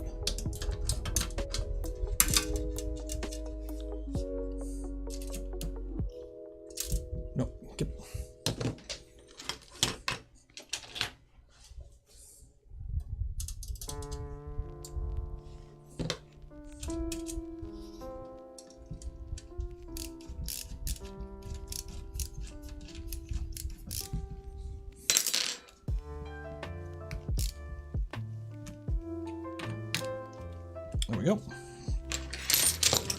Okay. So we got rear idlers in. Okay. So now we need to put this together. Actions: assemble Y linear carriage, XY joints picture. Attach one micro switch end stop to the right Y frame only. No micro switches used on the left. Okay, so that goes there, that goes there, that goes there. Here's, I'm assuming, the front, or is this the rear?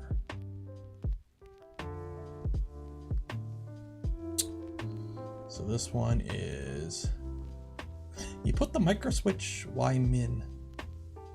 You put it at the front. Why would you put it at the front? Why would you put it at the front? If you're trying to run the wire short, unless the wires go straight down. Okay. So Livy, it is what it is. Okay.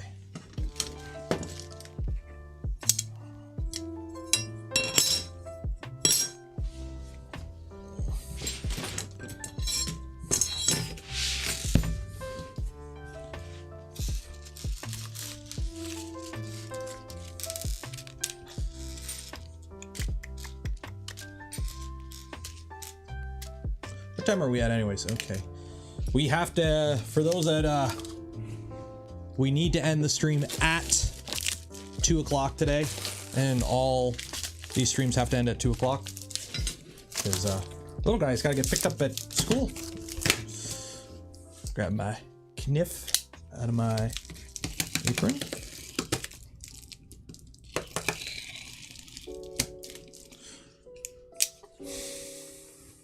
Ever get my drone up and flying? Yeah, we got it up and flying. I ended up taking it out that day that we got it put together on the Wednesday. We took it out. And then the Thursday it rained, and then the Friday, it was a nice day, so I charged up the batteries. We took it out, and where did I put it? Where did I put it?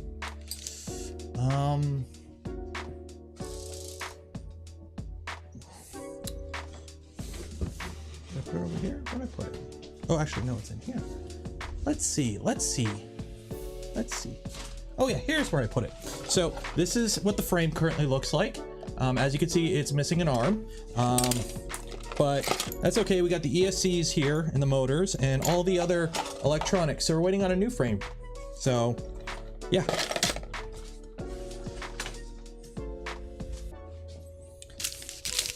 It's dead, Jim.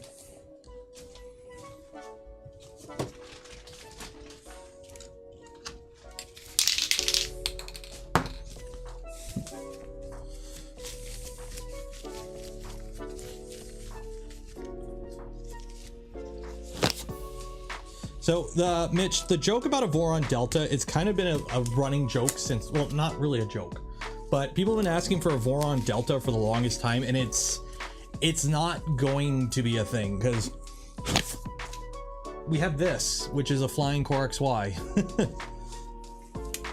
And people on the team design what they want to work on, and nobody on the team wants to design a Delta, basically.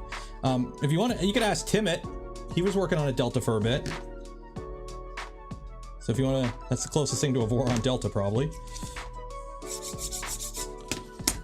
But yeah, it's not been something we've really been diving into. Everyone's kind of working on like smaller things right now. FT Guardian Gremlin 2. If you remind me on the Discord, I'll do that. Electric screwdriver. I got an electric screwdriver. I got an ES126 right here. Problem is, it's okay for like little stuff, but it doesn't have any balls. So you always have to tighten the screw anyways at the end, even M3s. Let's forget that makes a mess.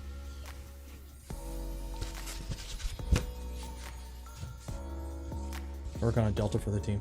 Well, here's the thing. Okay, so for those, I want to work on a Delta for the Voron team. Design a Delta and just show it off, and that's how you get on the Voron team. We don't recruit. The Voron team does not recruit. You just kind of we just, you know, people design cool shit and they're involved in the Discord, and we think they're cool and we invite them to the team. That's how it works. So if you want to design a Delta using, you know, Voron design ethos, and if it's cool, you might get on the team. You might not. No guarantees. Like for example, two of the last people that got on the team, Heart K and Et, they designed the Micron and the Enraged Rabbit carrot feeder. They designed those before they got on the team, and they were like, hey, they're cool, they're involved in the community, would you like to be on the team? That's kind of how it works. So how many on the Voron team? If you go on the Discord and look at the crew, which would be like considered the minimum level of being on the team, we have something like 70 people right now. The Voron team's more of a cabal at this point. Like the ones that actually make the decisions for like who gets like final say and all that, there's like just look on the Discord for anyone who's an admin, essentially. And then engineers are like above crew. They're usually the ones that are actually working on stuff instead of just hanging out.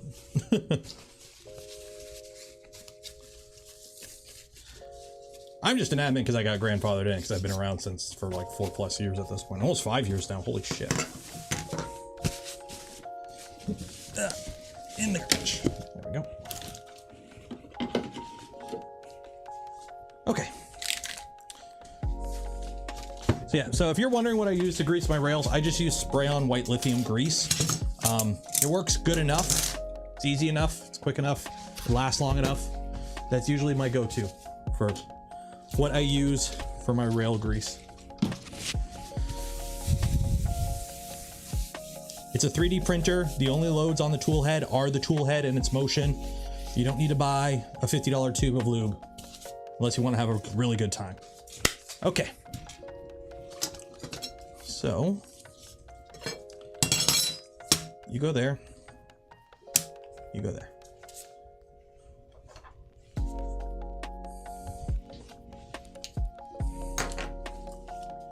You go there. You ever use EP2? That stuff's expensive in Canada. Like literally for the longest time I had a tube of like EP 1.5 grease that I used. Oop. Or not even, I don't even know. I've just used white lithium. Like, yeah, there's like the official approved grease that, you know, Highwind says to use, but for the most part, as long as it's, was it EP1 or EP0, is it EP0, EP1 or EP1, EP2 for the rating for the grease, but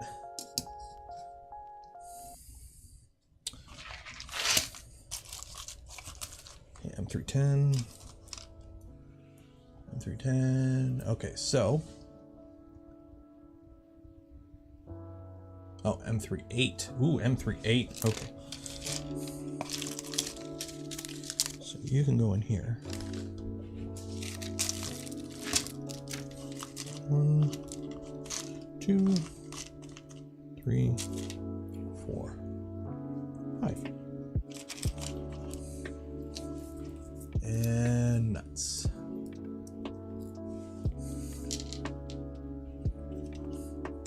Like, just don't use any grease that has something like graphite or anything that would be like an additive that would affect, you know, that could wear out the little itty bitty ball bearings. Bacon grease. Epic 3D printer building time.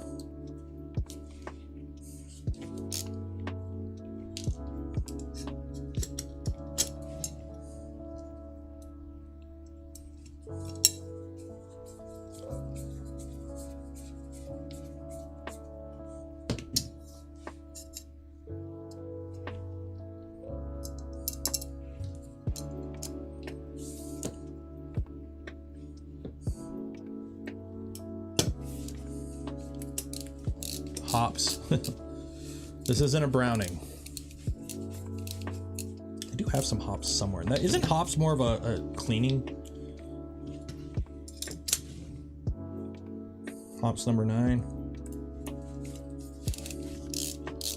Like I do have some CLP somewhere.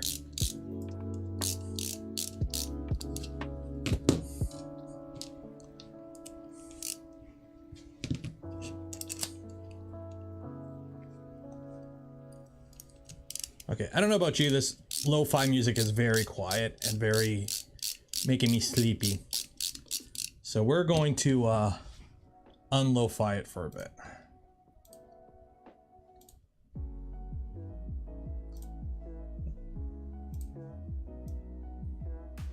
There we go. Besides, everyone knows you use butter. You butter your rails.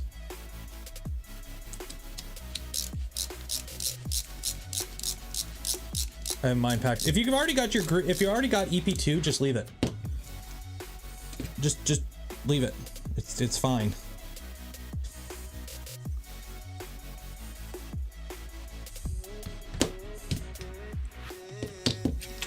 Man, I really wish I had a right size wrench for these so I can actually properly tighten them instead of having to rely on a really not great way of doing it. What's that? No, that's too big. That's too big. Oh, this'll work.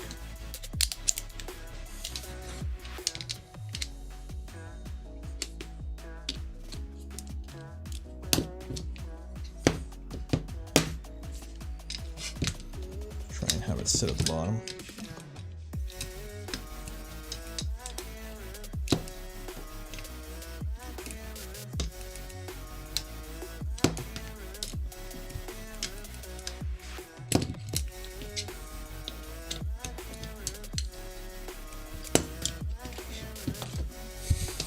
Okay. Okay. Then we gotta put our end stop.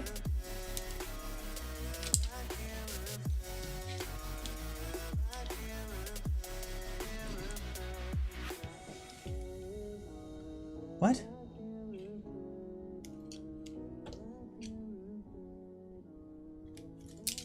Okay. I have two end stops? Are there two end stops? There are.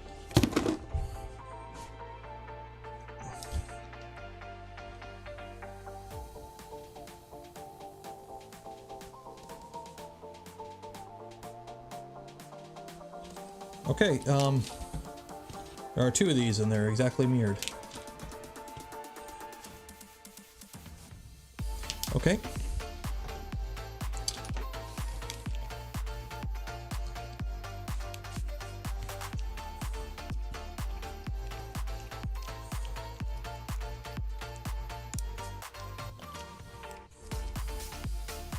I'm quoted in the Printers for Ants Dueling Zero GitHub.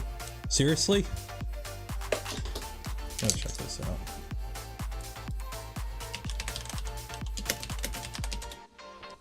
Printers for Ants Dueling Zero. 2 extruders, no common rates, okay.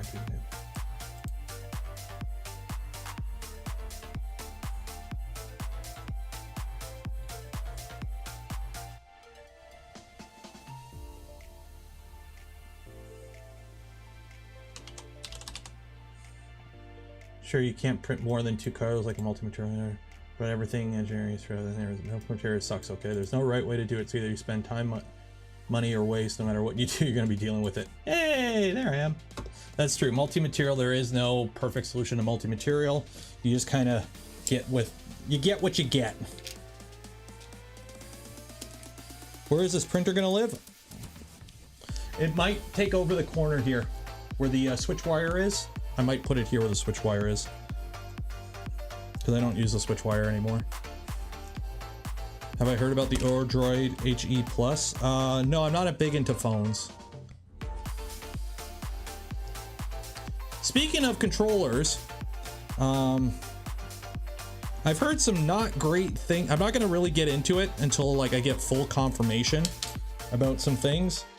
I'm not hearing some great things about the Creality pad and even the FL Sun in terms of like potential security issues. So we'll see. Because here's the thing, for everyone who knows things, okay, I know some people know things, some people know a lot of things about things, okay, but popping into a YouTube comment section and just being like, hey, these aren't safe, and then just be like, okay, well, why? And then you go, oh, well, you must not know XYZ Alpha Bravo Delta, blah blah blah blah blah. No, I don't. So explain, elaborate.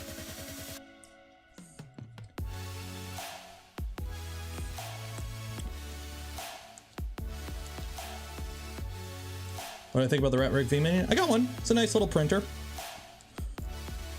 I don't have it enclosed, so I don't really use it too much, but I've got one. It's a solid little printer. If you're looking for like a DIY alternative to like a Prusa Mini that is a little bit more capable, well, a bit more capable, it would be a good option. $150 I bet to be secure. I expect it to literally just be a bloody Raspberry Pi running Clipper, but no, they had to go mess with it. That's the problem. Wipe the Creality pad and build it from scratch. I don't even know if you can do that, because of course they've had to lock their shit down because that's how they do it.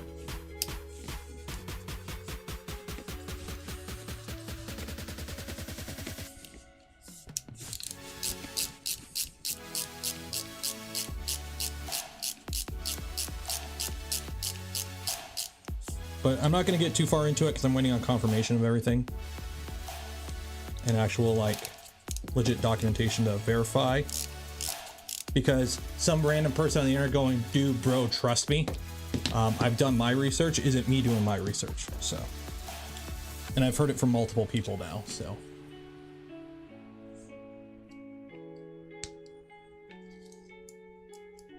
okay, so there's your min end stop. That's one way of doing it. Getting this screw in is going to be fun.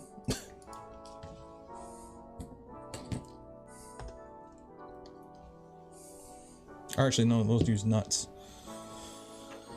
Okay, so there's that, M3, M10. Okay, we got to put our carriage on.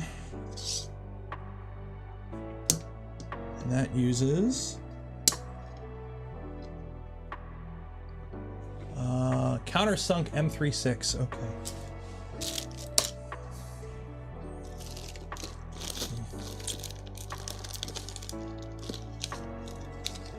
M312. M38.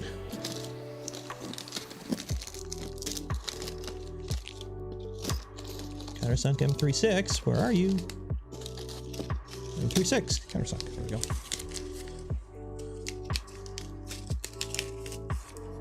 How often do you use the switch wire? Honestly, I don't use it.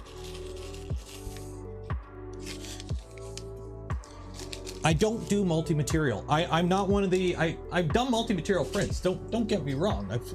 I've done my share of multi-material, but that's not what I do. I don't have a TikTok account where I just, you know, print off whatever flavor of the month print is the cool thing on my printer and post pictures of it with really cool camera angles and lighting and get millions of views. I don't do that. So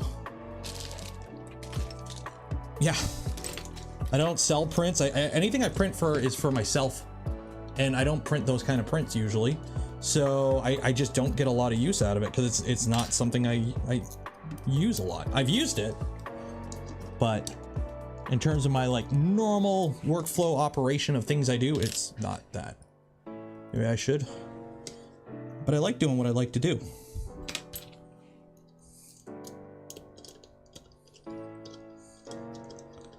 I do what I do because it's what I want to do.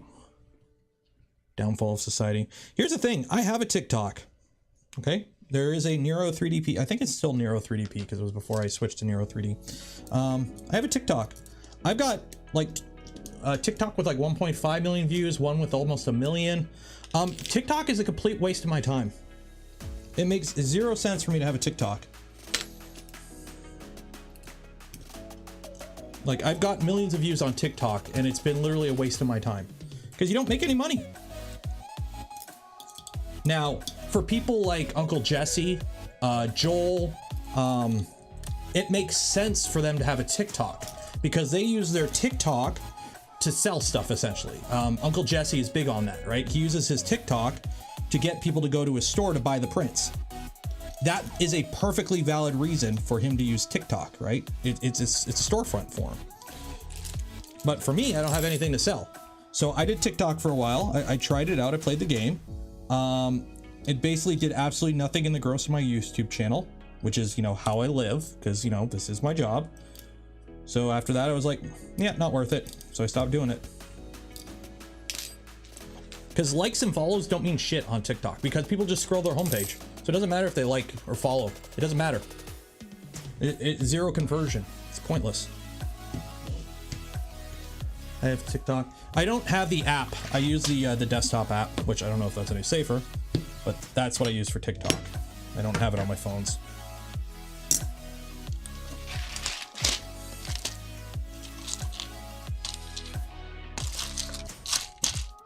I do the odd YouTube short, because at least that's on the platform I'm already on. But even then, that just gets me subs. That doesn't get me any actual income.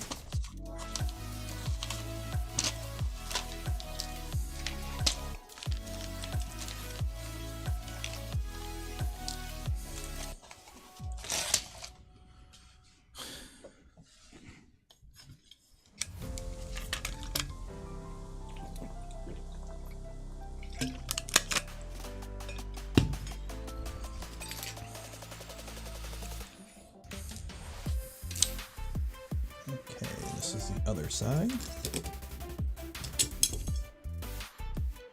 Well, since I watched Dukes of Hazzard. Oh.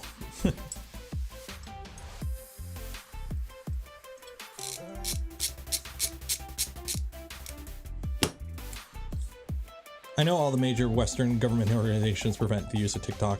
They also don't want you using fitness apps either, because fitness apps usually have GPS. So hey, I'm out for a run at Bagram Air Force Base.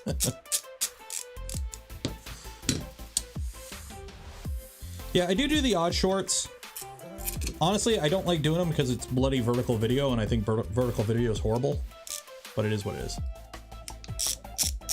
But it's funny because I can't remember who it was. One of the random, you know, advice people that I follow, like, you know, how to be a YouTuber type people, posted a thing where like, yeah, I helped this guy, you know, increase his channel growth. And he was showing off his channel, and he does shorts. Okay, so he's a small YouTuber and he does shorts, and he went up to like millions of views in a month, but his total watch time was like a fifth of what I get with my, you know, paltry 40,000 subs, not even 40,000 subs, and my income was like much more. So it's like, yeah, so you got more subs, but it doesn't do anything. How many subs you have on YouTube doesn't matter like it used to. It does not matter. It's all about conversion. Quality over quantity. And you guys, that's right, you're quality.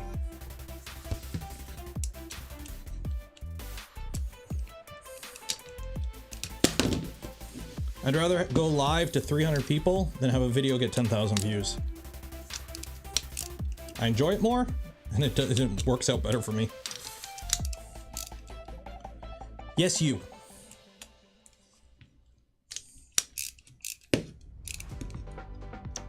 So don't forget to like that smash button and subscribe to the channel if you're not. Okay, so we got that. Okay, so that is the front, so that is the front. Okay.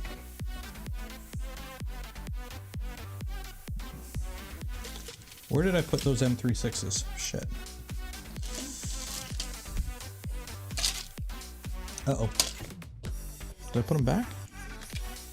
No.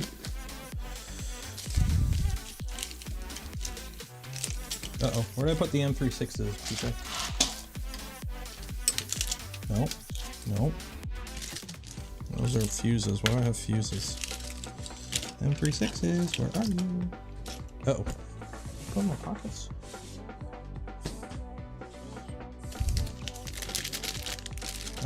Can somebody go back on the stream and tell me where I put that baggie of M36s? Did I end up putting them back in here? Oh, I did.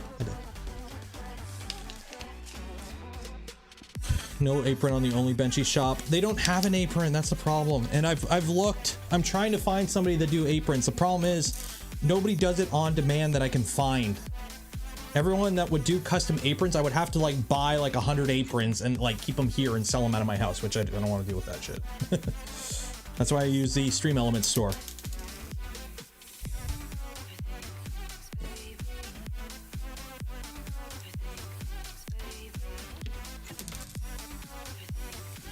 But no, the days of like your sub count meaning anything, no. It's all about conversion. And live content is much more friendly to that kind of thing.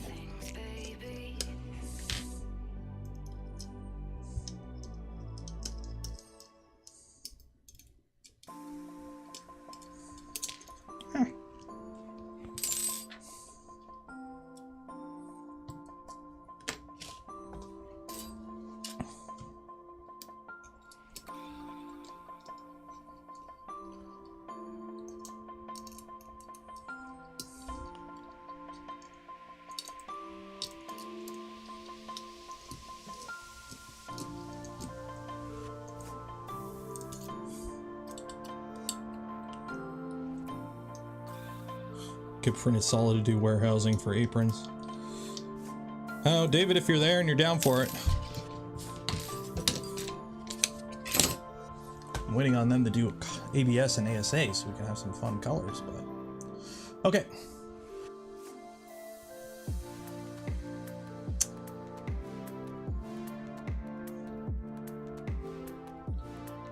So am I putting... Okay, I'm not putting the X... What the heck? Okay, so I built that. And there's the Y. Do I... What's the order of operations here? Do I put the X and the Y together and then mount it? Or do I put the... Okay, we've done that.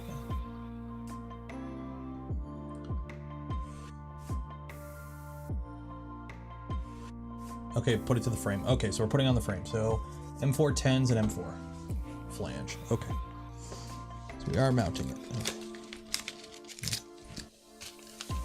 Okay. Where's my flanges at?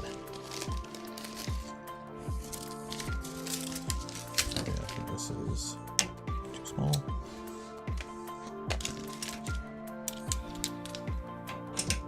There we go.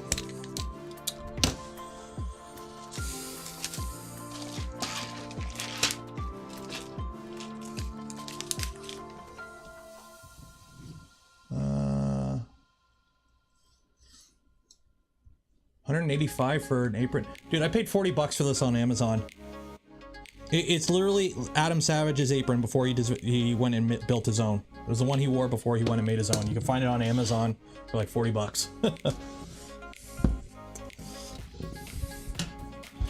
Not saying be cheap like me, I'm saying be cheap like me. Okay, so...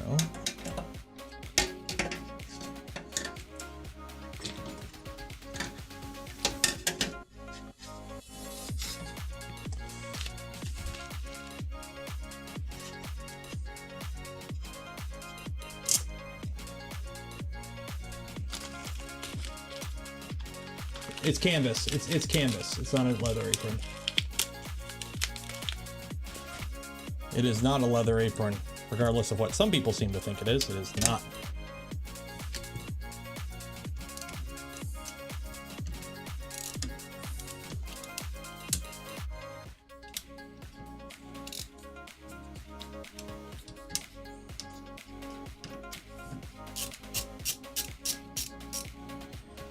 And then also the back straps actually don't even go on your neck, they go on your shoulders. And then I put a clip in the back so I can clip it together, which is why this one gets twisted.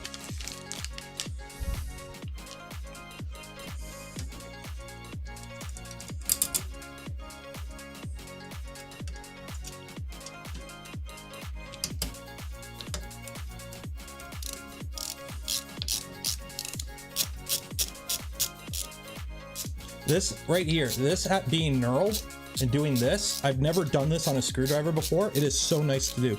It's actually really smooth.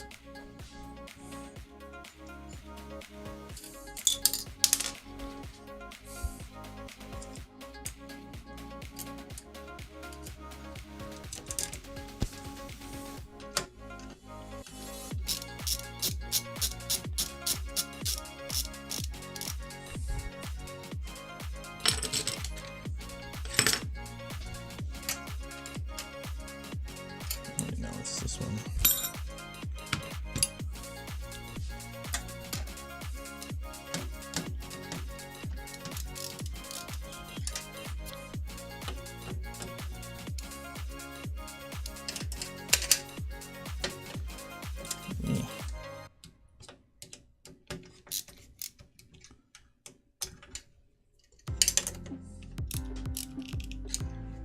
There's one. All this stupid little blue. I have to clean it all off at some point. Oh, I put this together backwards. Shoot, I gotta switch this around. I did it backwards. This is supposed to be the other way around.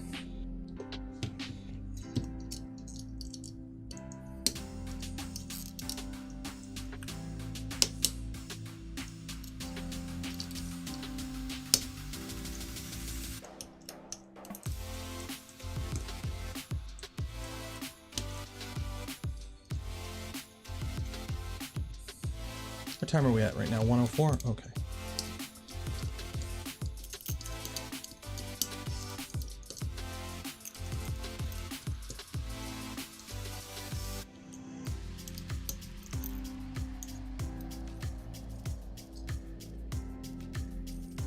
I need to figure out what I'm doing for dinner tonight. It's just me and the little guy.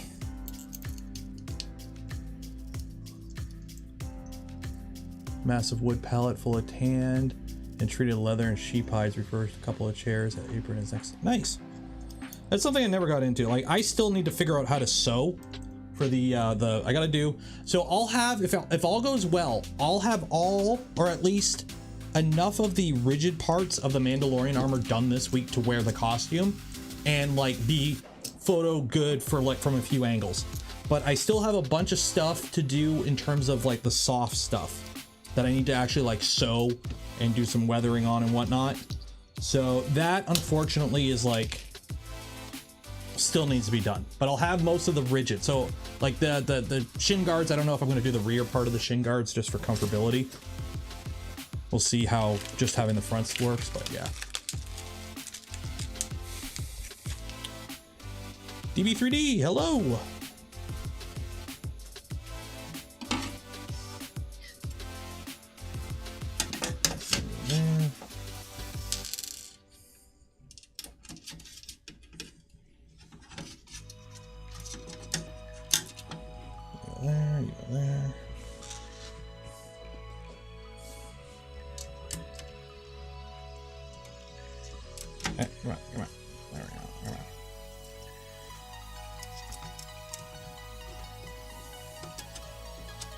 Okay, there is a lot of little areas like up in here where it's like put this nut in and hold it while you try and, you know, like get this on there while you're trying to screw it from this side, and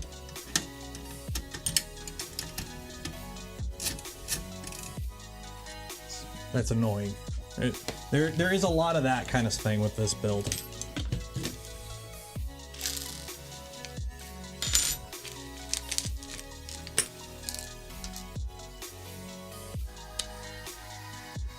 What do you do for the visor?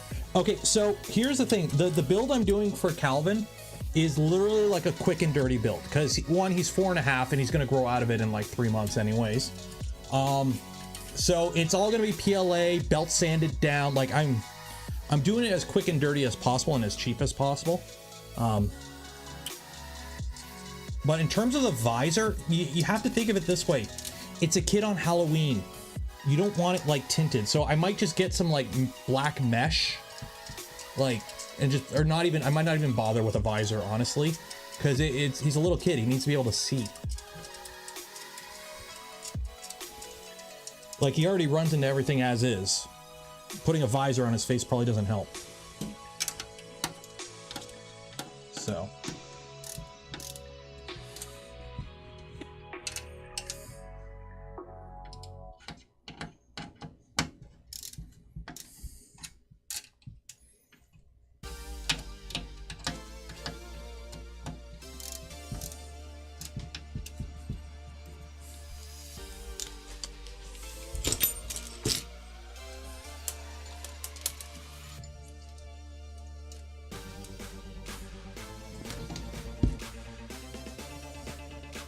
Okay.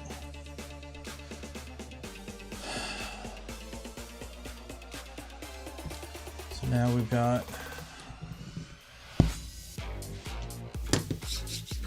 that. And some, looks like nylon.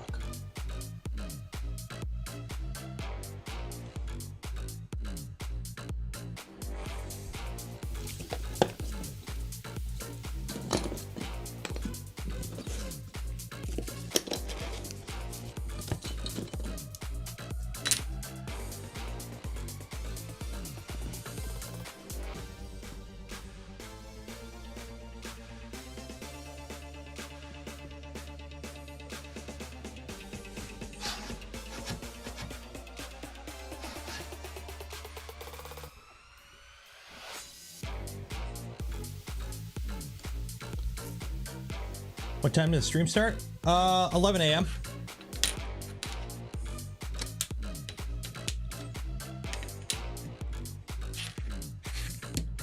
Okay, so we got M3 15s and M3 Nylock.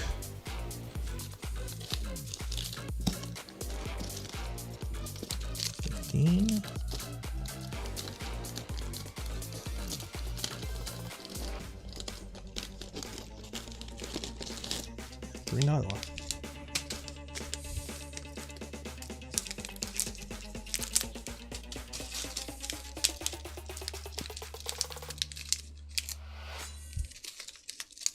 Yeah, it is the next 2 weeks. We've got early start times. At least for the daytime streams. Weekend 8 p.m. stream doesn't change.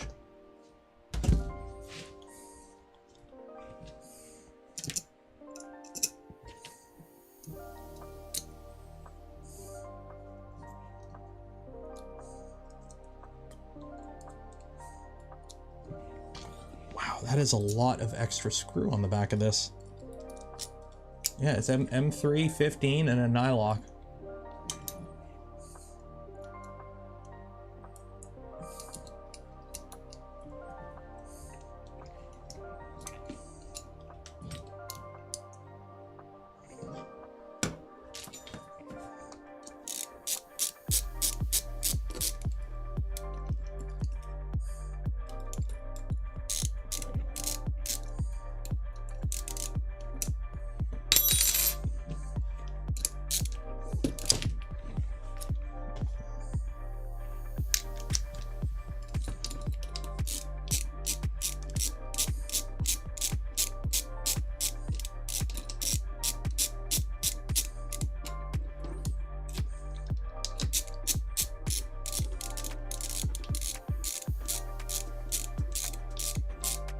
Did I change the mic setting? No.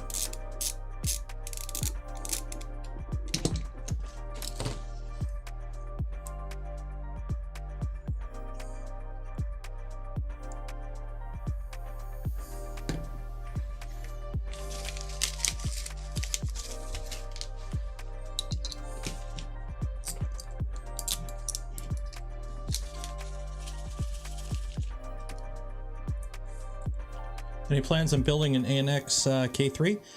If they come out with a kit, maybe.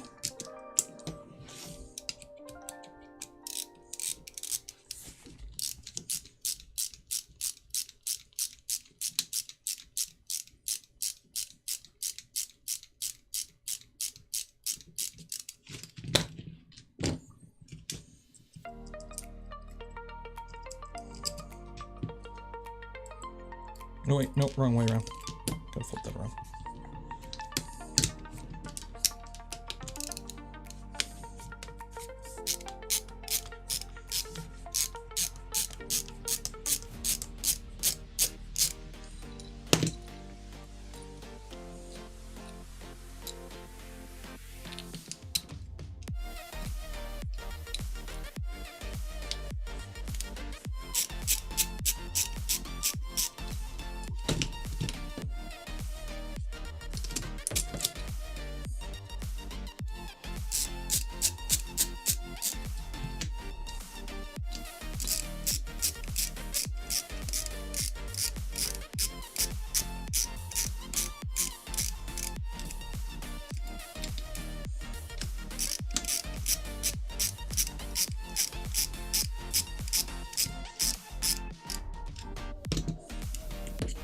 I know these bolts are stupid long, but this M315s and they just go right into that's it.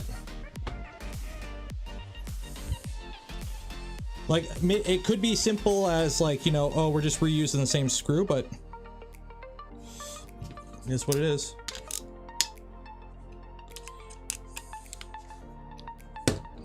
Okay, so they're ever so slightly loose, so I can kind of fiddle with them.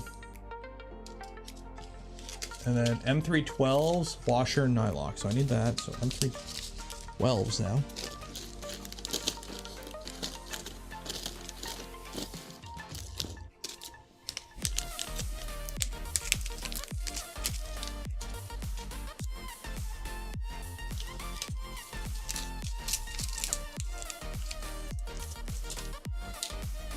Hello. I might have an issue here.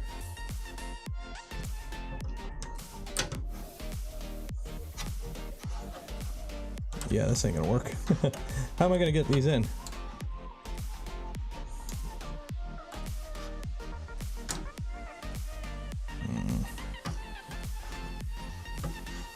Yeah, I gotta take one of these off to get it in. Oops.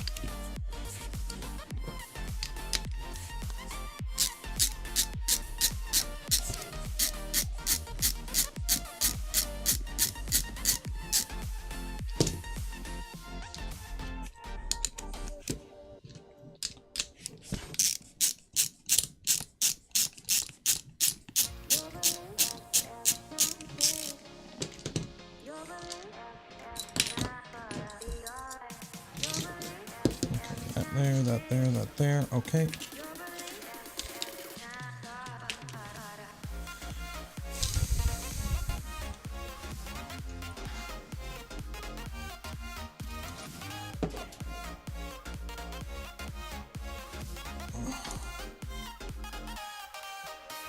Okay, I gotta use a fancy angled one here.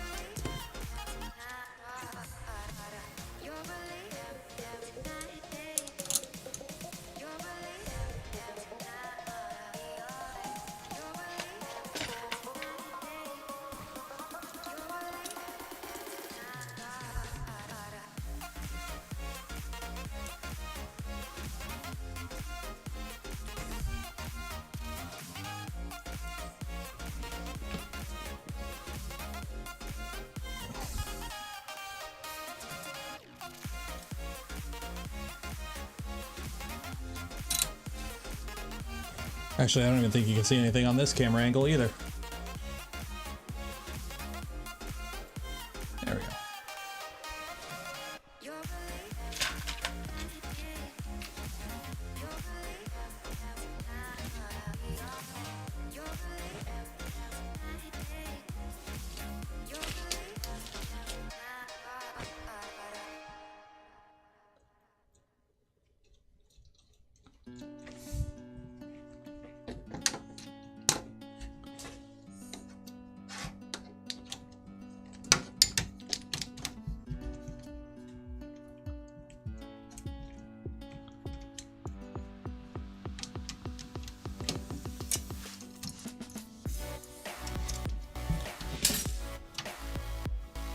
So awkward.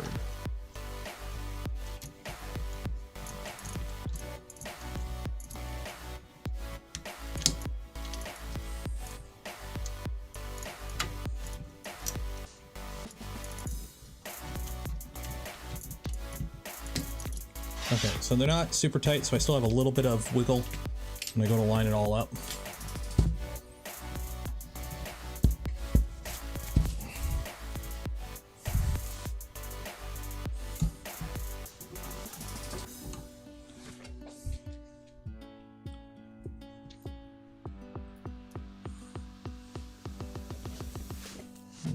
So this goes over there.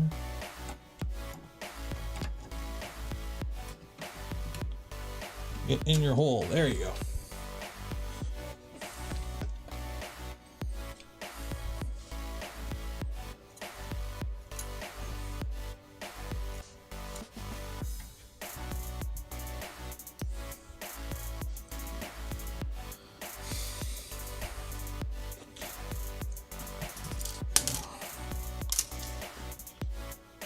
The LCD screwdriver. It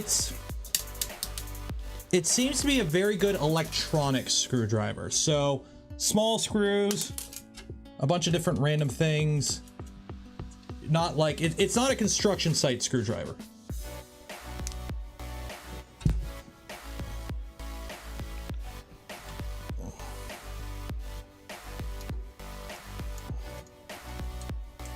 It's not a construction site screwdriver. From my limited handling of it so far, it seems to be a pretty good like electronics project screwdriver.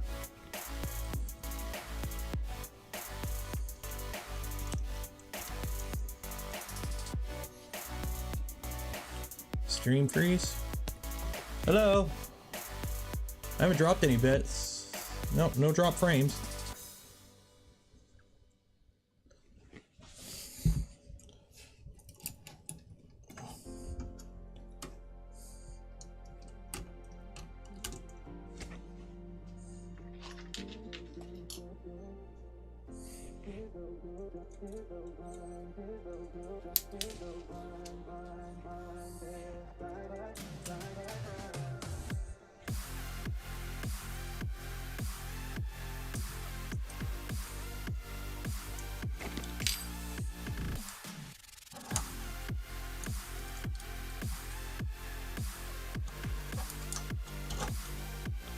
What time are we at right now? 121? Okay.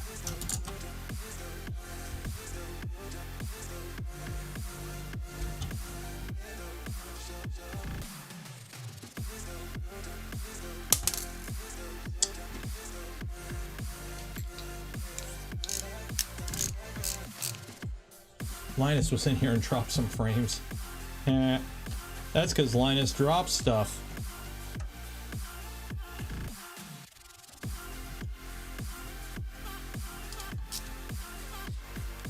Funny joke.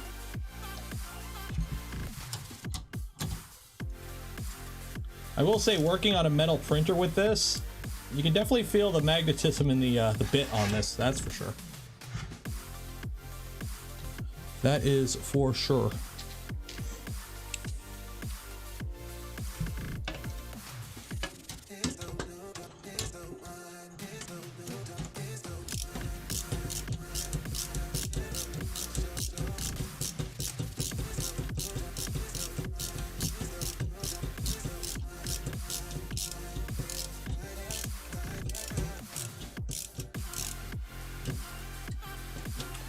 I don't know why these screws are so long.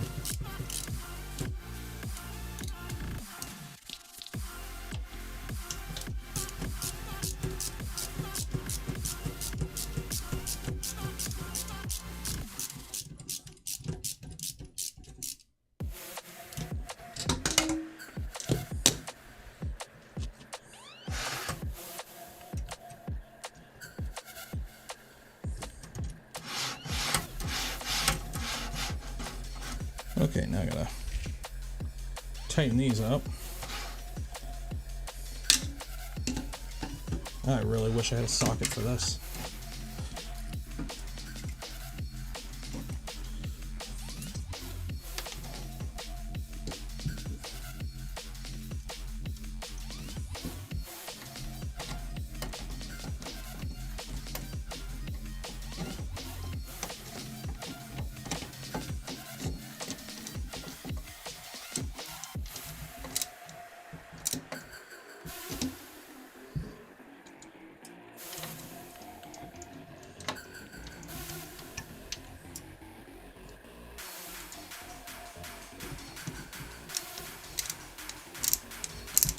Oh, ratchet on this one sucks.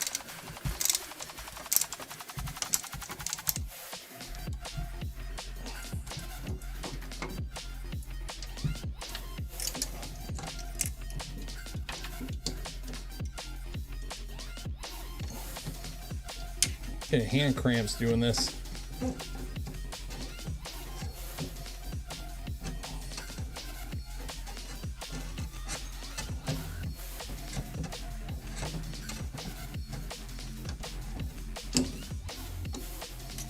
There we go.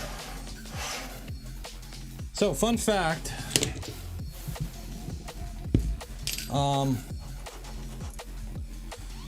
I really don't like this. There's no end stop on this side. There's nothing to prevent. On this side, there's something. On this side, there's something. On this side, there's nothing. I'm going to do this.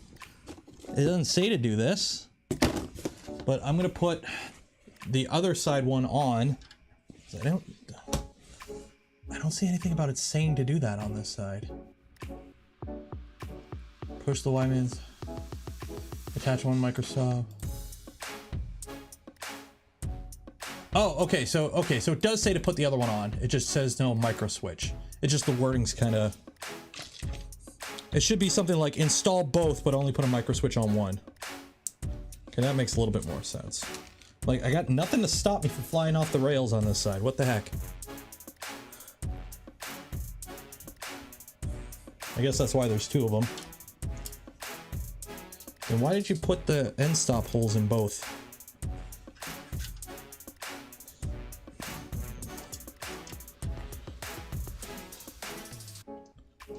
Is it just being, you know, instead of just removing the extra stuff you don't need, you just copy pasted and mirrored it?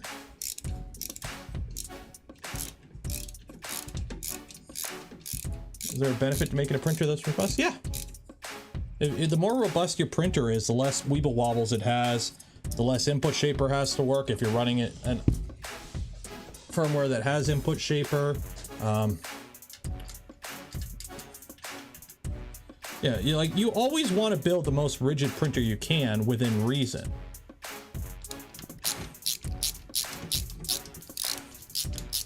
It's just you get to the point of diminishing returns relatively quickly with 3D printers, I think.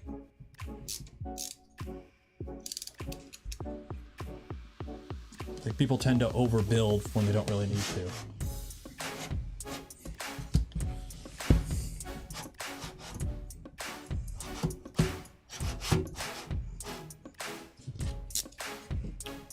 Oops.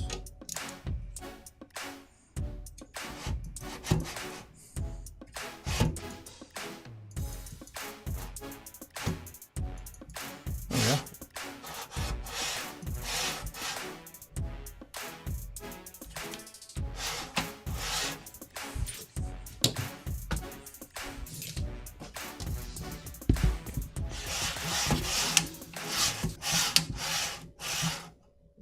I haven't taken this off yet. Don't seem to have any binding. That's good.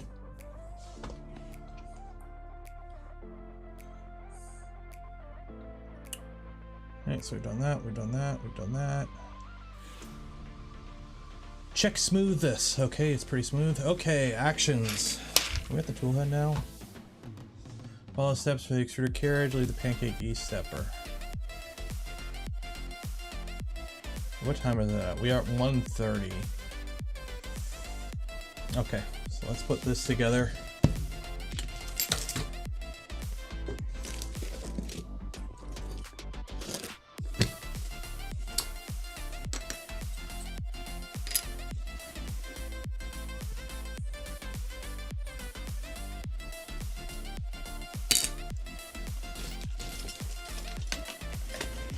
There.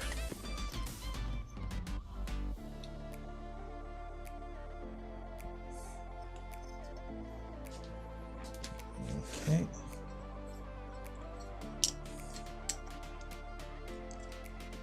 Oh, those are where the belts go through.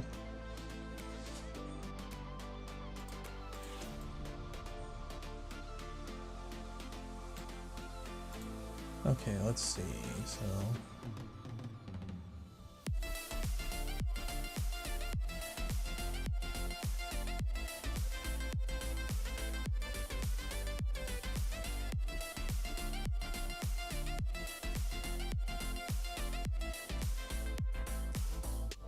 That looks like it's gonna be fun to put together. By the way, white lithium. I spray in white lithium.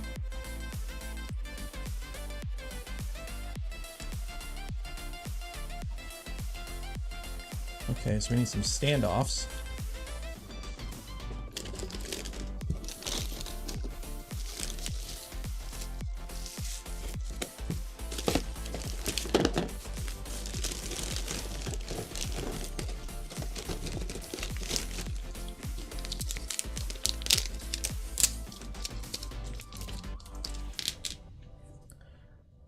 Should I be, like, when does it tell me to run the belts? It doesn't say anything about running the belts yet.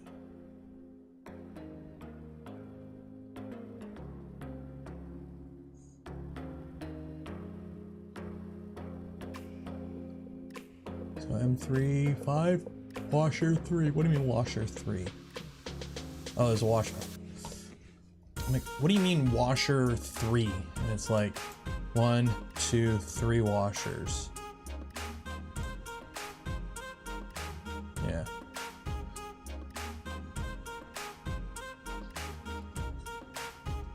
How do the belts run? Do they come through these holes?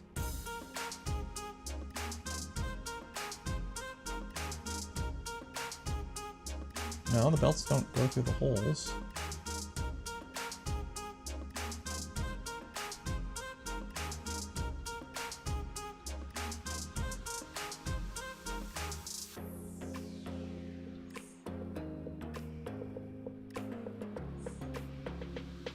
Eh. 9 mil, or correction, 10 mil.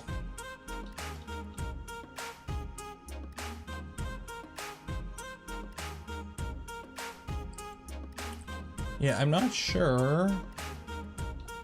Like, I don't know when it tells you to run the belts, because it goes to here. So on the XY belts, feel any pressure, okay. Actions below the substituted carriage. But the belts are installed.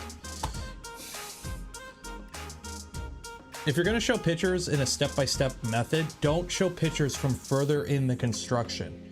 So we go from getting things ready to put the belts in to put your tool head together with the belts installed. So are we putting the belts in now? Or is there a step later on? Like, because, okay, these belts are just hanging here. Why are these belts just hanging here? Like...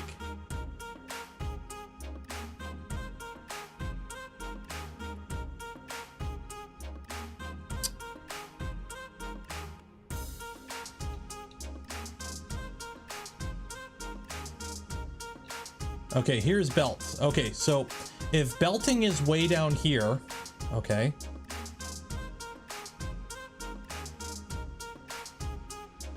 Why do your instructions up here have pictures of belts in it? You're just confusing people. Okay, you're confusing people.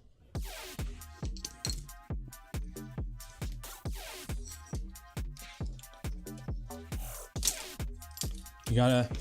I'm not saying you have to make it idiot proof, but a lot of people will follow the instructions. So if they come to here and they see belts, they'll be like, okay, how do I put belts in here? And then they get confused.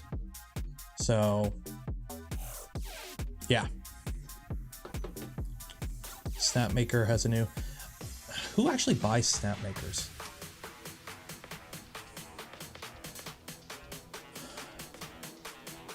Okay. Well, let's get the tool head on this and we'll call it a day. Because we got a M35s. Okay, so put these away. Don't need these anymore.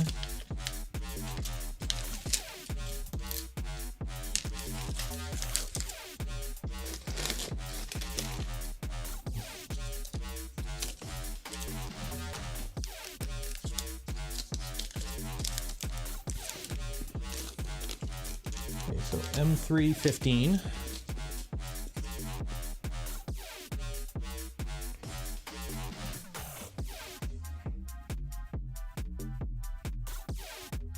No idea who buys Snapmakers. I've only seen people who sent them for reviews.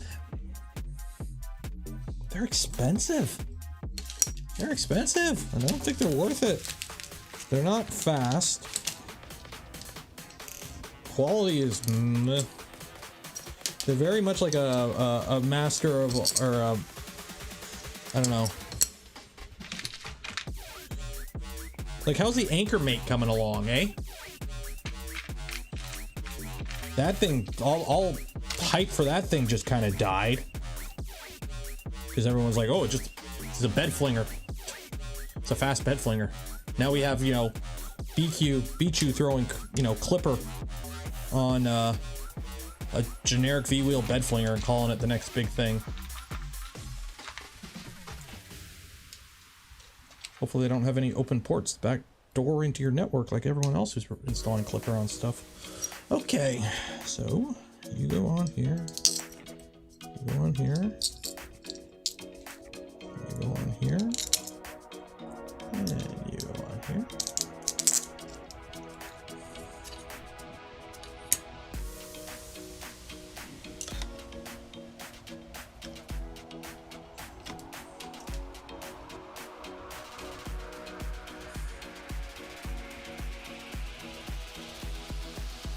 Okay, here's another thing.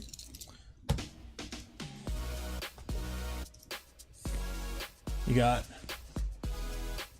okay, this is the board we're looking at, okay, and this goes on here, okay, like so.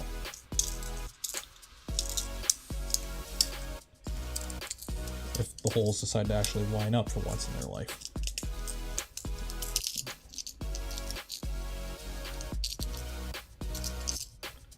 They do not. Does this go this way? It goes that way. Okay. There we go. Okay. Oh, the switch goes in the middle. Okay, there we go. Okay, that goes like that. And then we flip it over. And we put 4 more.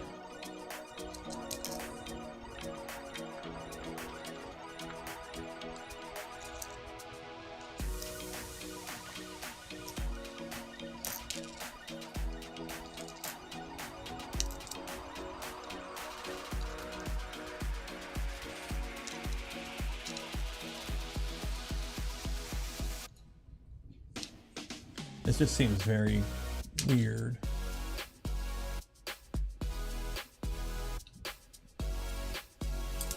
Ah.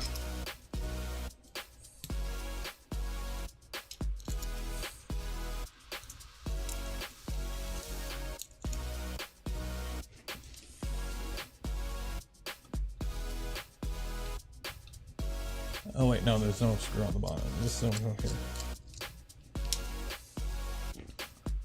There they go, stand off. Oh, these are nylocks, okay. I need nylocks.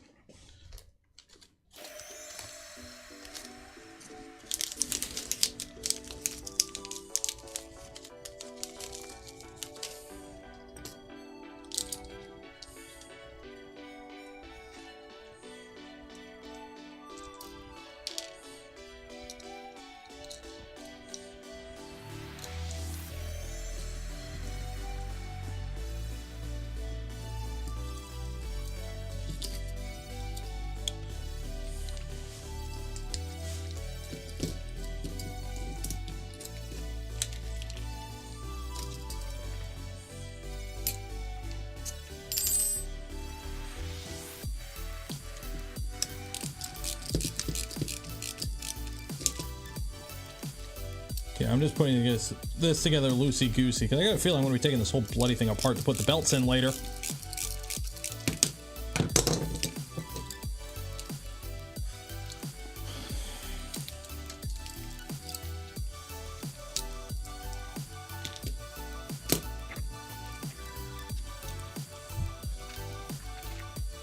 Snapmaker J1 is a Kickstarter printer designed by Snapmaker. Bought them earlier. It's not even their design. I don't even know who Jidiao is. Like, honestly, I'm so, like, over generic Chinese printers right now because they're all the bloody same and they all perform exactly the same and they all cost roughly the same and there's nothing new. Like, now their big thing is, hey, let's just take the same shitty printer we've been pumping out for years and we'll just slap a controller on it with Clipper with no network security that you have to rely on our Clipper updates because it doesn't sync with actually mainline Clipper. You have to rely on our Clipper updates because we've had to, you know, hack and modify Clipper to run on our janky ass hardware. And now you're going to be fully reliant on us going forward. Oh, and by the way, we left all the ports open. Oops. I don't have high hopes.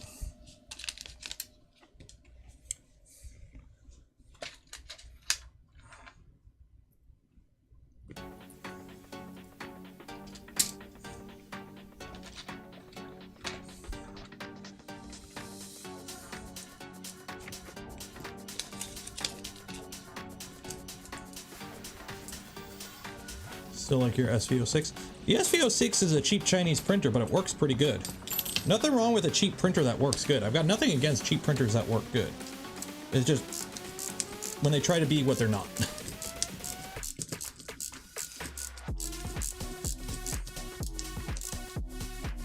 Okay, this I don't get. Washer 3 Nylock M3. So is it M3 washer or 3 washers? Like what is this washer 3 meaning?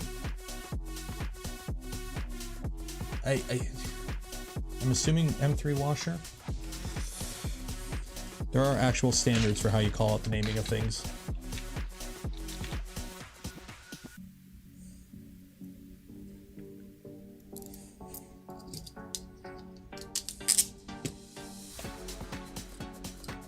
I'm assuming it's M3 washer.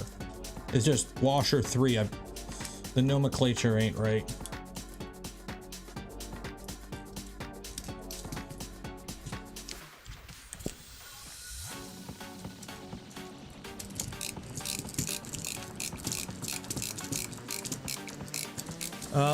So speaking of Clipper, should I use my Pi 4 4 gig or Pi 4 8 gig?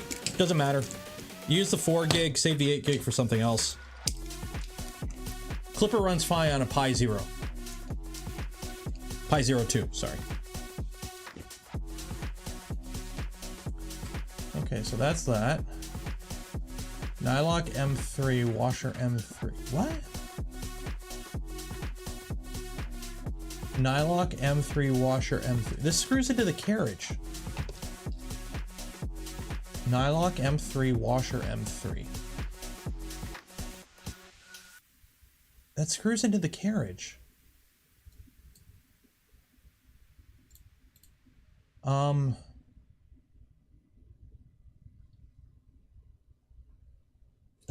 That just screws into the carriage.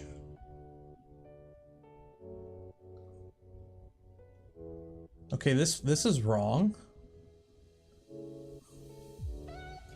It's M36s.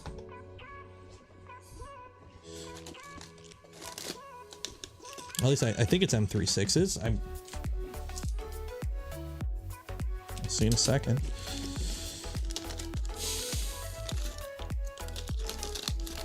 The other two carriages are M36s, so I'm assuming this is M36.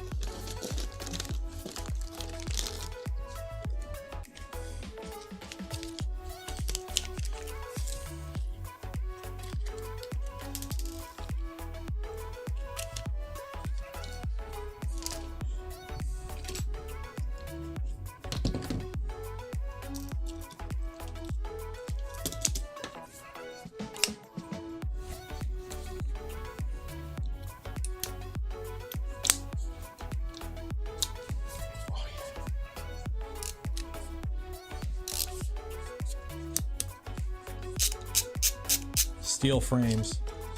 I really don't care what they build the printer of. Like, it doesn't have to be a steel frame. Aluminum frames are just fine.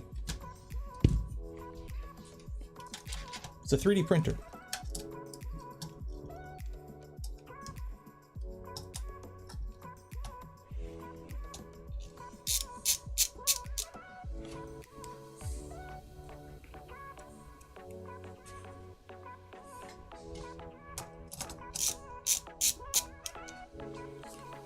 Okay, these feel really, you know what? I don't think it should be M3.6s here. I'm not getting a lot of thread engagement. I think it should be M3.8s.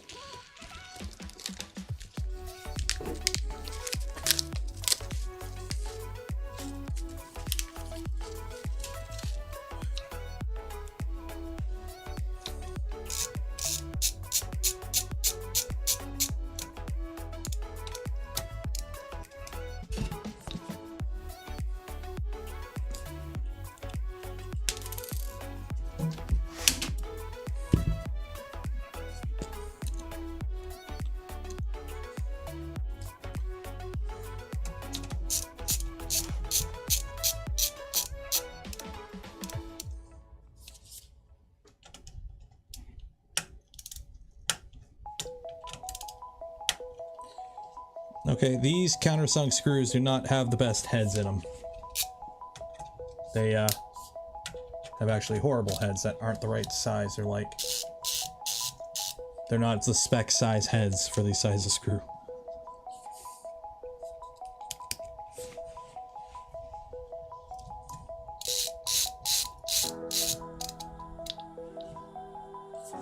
Steel frames can be exciting rust issues during shipping. Oh, I know. The company I worked for before, you know, it got bought out by a foreign investment firm and everything went to absolute shit. One of the things they, well, while they were during the buyout, the cut costs,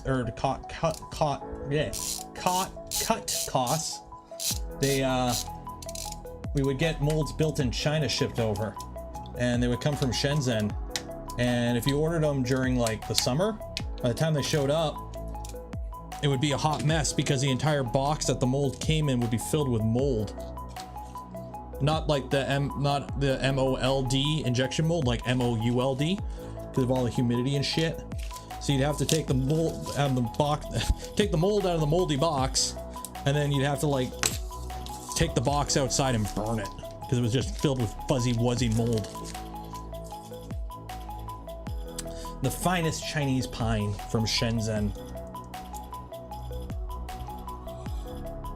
Yeah, these screws, these countersunk screws, the heads on them are all over the place. Like, yeah, like some of the right size Allen key isn't fitting half of these. These are really shitty cheap screws. No. Can you spell mold different? Well, there's mold, like mold, like the kind that grows on bread is MOULD. And then an injection mold is MOLD. Or is it the other way around and I'm just messing with you? Okay. So that is that. That goes up over the top, I guess? Okay, cool. Whee.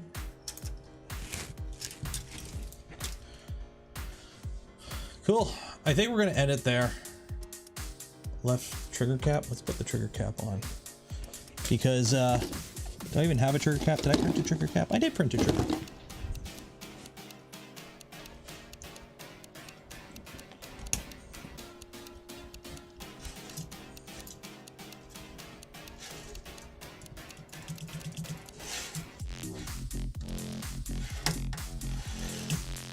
There we go. Okay.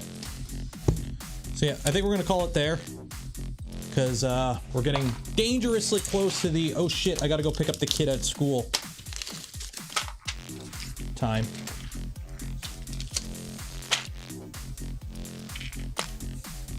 Dimensional accuracy is your main goal when your printers go with any printer. Any mechanical printer will have any well-built machine, any well-built 3D printer will have the same mechanical accuracy. Okay. How can one machine running NEMA 17s with GT2 belts on GT2 idler gears and drive gears, and as long as the machine is built so that all motions are perfectly perpendicular and 90-degree turns and everything for the belt path, how can one machine built out of the exact same hardware as another machine have better accuracy?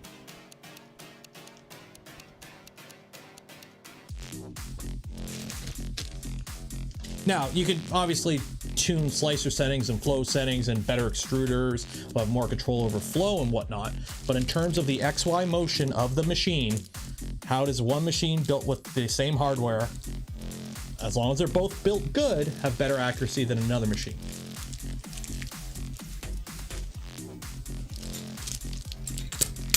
All 3D printers, 90% of 3D printers are all built out of the same shit. So when you see that that $99 Ender 3 advertised with 0.0002 millimeter accuracy, they all have 0.002 accuracy. It's called a micro step. They're all running NEMA 17s, 1.8 degree NEMA 17s at 16 microsteps.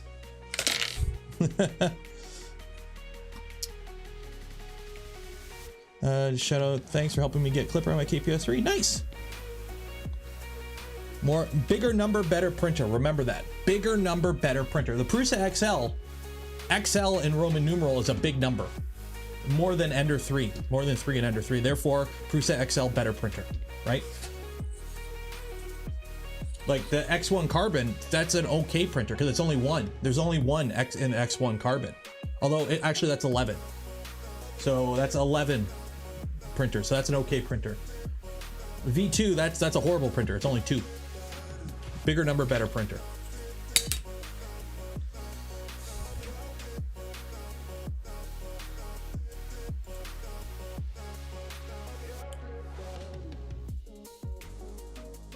V0 is worse. Exactly. The V0 is the worst printer ever built because it's a 0. Bigger number, better printer. So obviously it's a V0. It's the worst printer ever. Printer for ants are even worse because they're even smaller.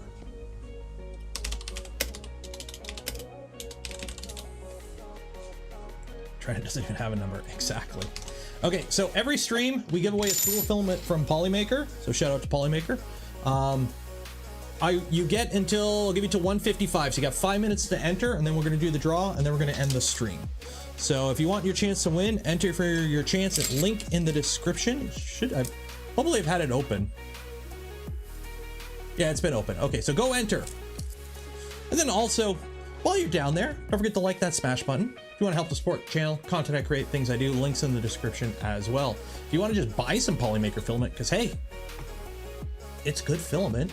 There's links in the description as well, and they go a long way in help supporting the channel because they're affiliate links. Don't cost you anything extra, and they help me out. And the door, why is the doggo barking? Oh, I might have had a package. I'll be back.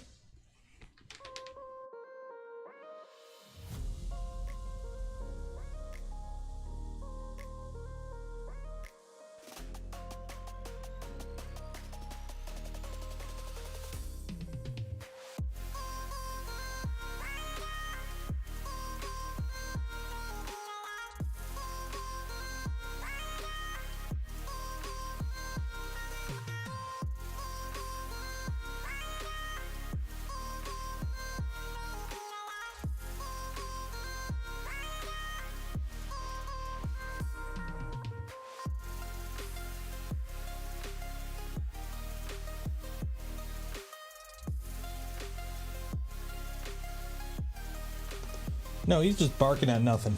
Crazy dog.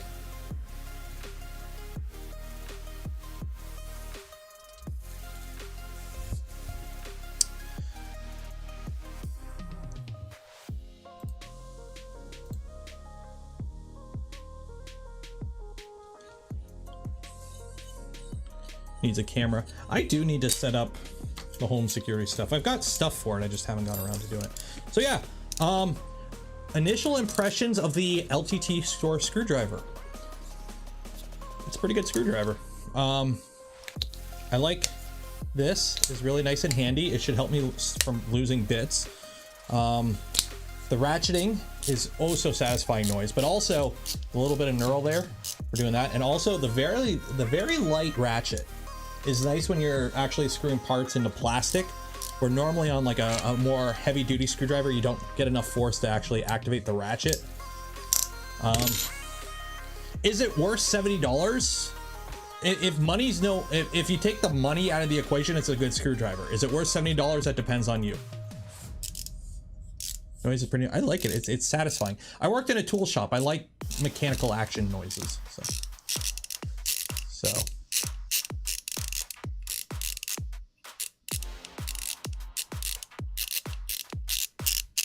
I like it. Is it worth the $70 that I paid for it? I don't know. Depends. The magnet's really strong, although the stainless steel screws that come with this kit aren't exactly the most magnetic. But in terms of, let's put an actual. Okay, so we got that. An M5 screw, a long one. Yeah.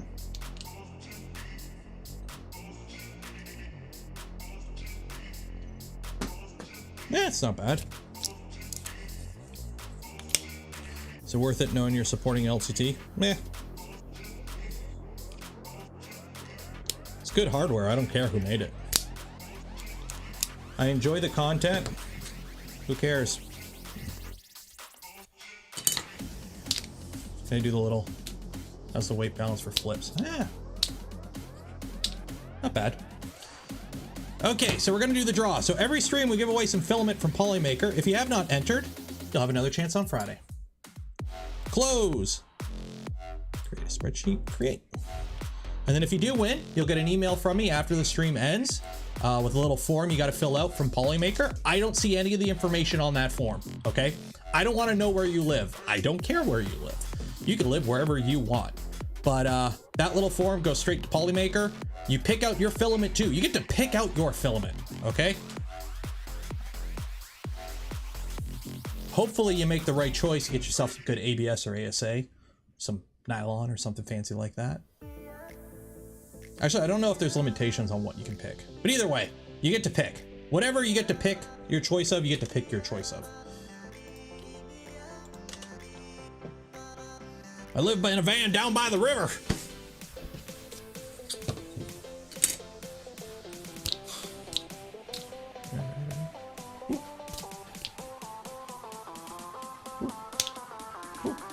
Ah. Okay. Hey!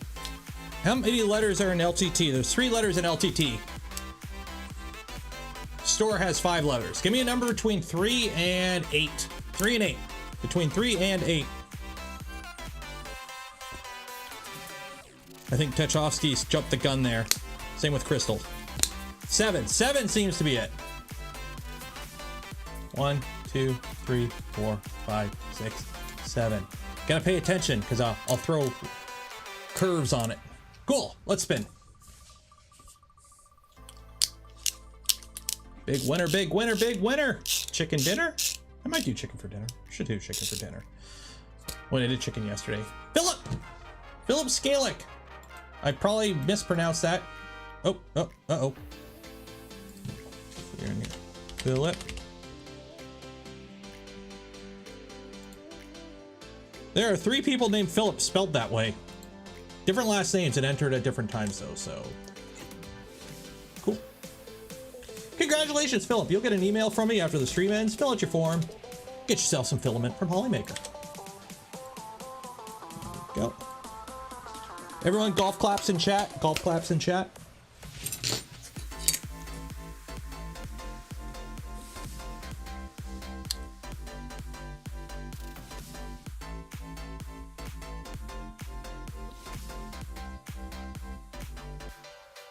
Okay, so we're gonna end the stream there. I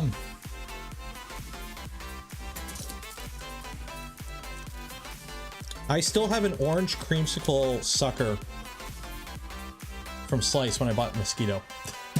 Anyways, yeah, so that's where we got to. We got the XY mechanicals installed, except for the motor mounts. We'll do that next week. Got the Z Motion installed. Yeah, it's getting there. Instructions could use a little bit of refining, I think. That's kind of the biggest takeaway I'm getting from this build so far. The actual assembly is going around pretty well. It's just, I could see that where there could be some hangups for those that are less mechanically inclined or those that have less experience with a Core XY or 3D printer in general. But it's going together pretty good. It seems pretty tanky and solid. I can't really fault it for not being strong enough. So yeah. I think we'll call it there. I gotta go pick up the little guy at school now and then figure out dinner. So I will see you on Friday. It will be a printed chill stream. Hopefully if the stuff shows up in time, we'll be rebuilding the quad. If not, we'll do it Saturday or next Tuesday. We'll figure it out. Don't forget Saturday stream is the community challenge stream. So every month we do a community challenge. This month's theme is Halloween, cosplay, costume, prop, movie prop, whatever. Go read the channel in the Discord. So go join the community Discord. If you're a member of the channel or Patreon supporter, don't forget to sync your account so you get access to the super secret channel that nobody knows about. And yeah, so that'll be Saturday. Saturday stream will be earlier in the day as well. Probably 3 or 4 p.m. Eastern. Just so more people will be around when we do it. And we're doing it Saturday because it's closer to Halloween. Crystal, you got time, Crystal, you got time. And I might wear the Mando suit and hate life and sweat my balls off for the entire stream. But we'll see. I might wear the Mando suit. Or something at least. It's Halloween, you gotta dress up.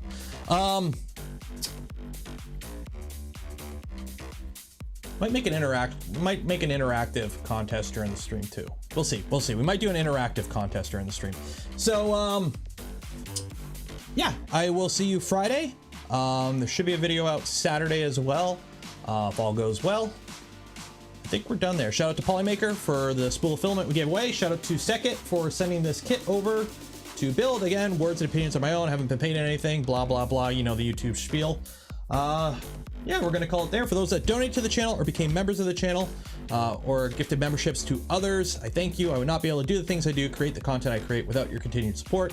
You make it all possible. And if you do want to help support the channel, content I create, things I do, there are links in the description to do that as well. Time to go pick up the little guy. Be safe out there. Wash your hands. Enjoy the rest of your week. Cheers.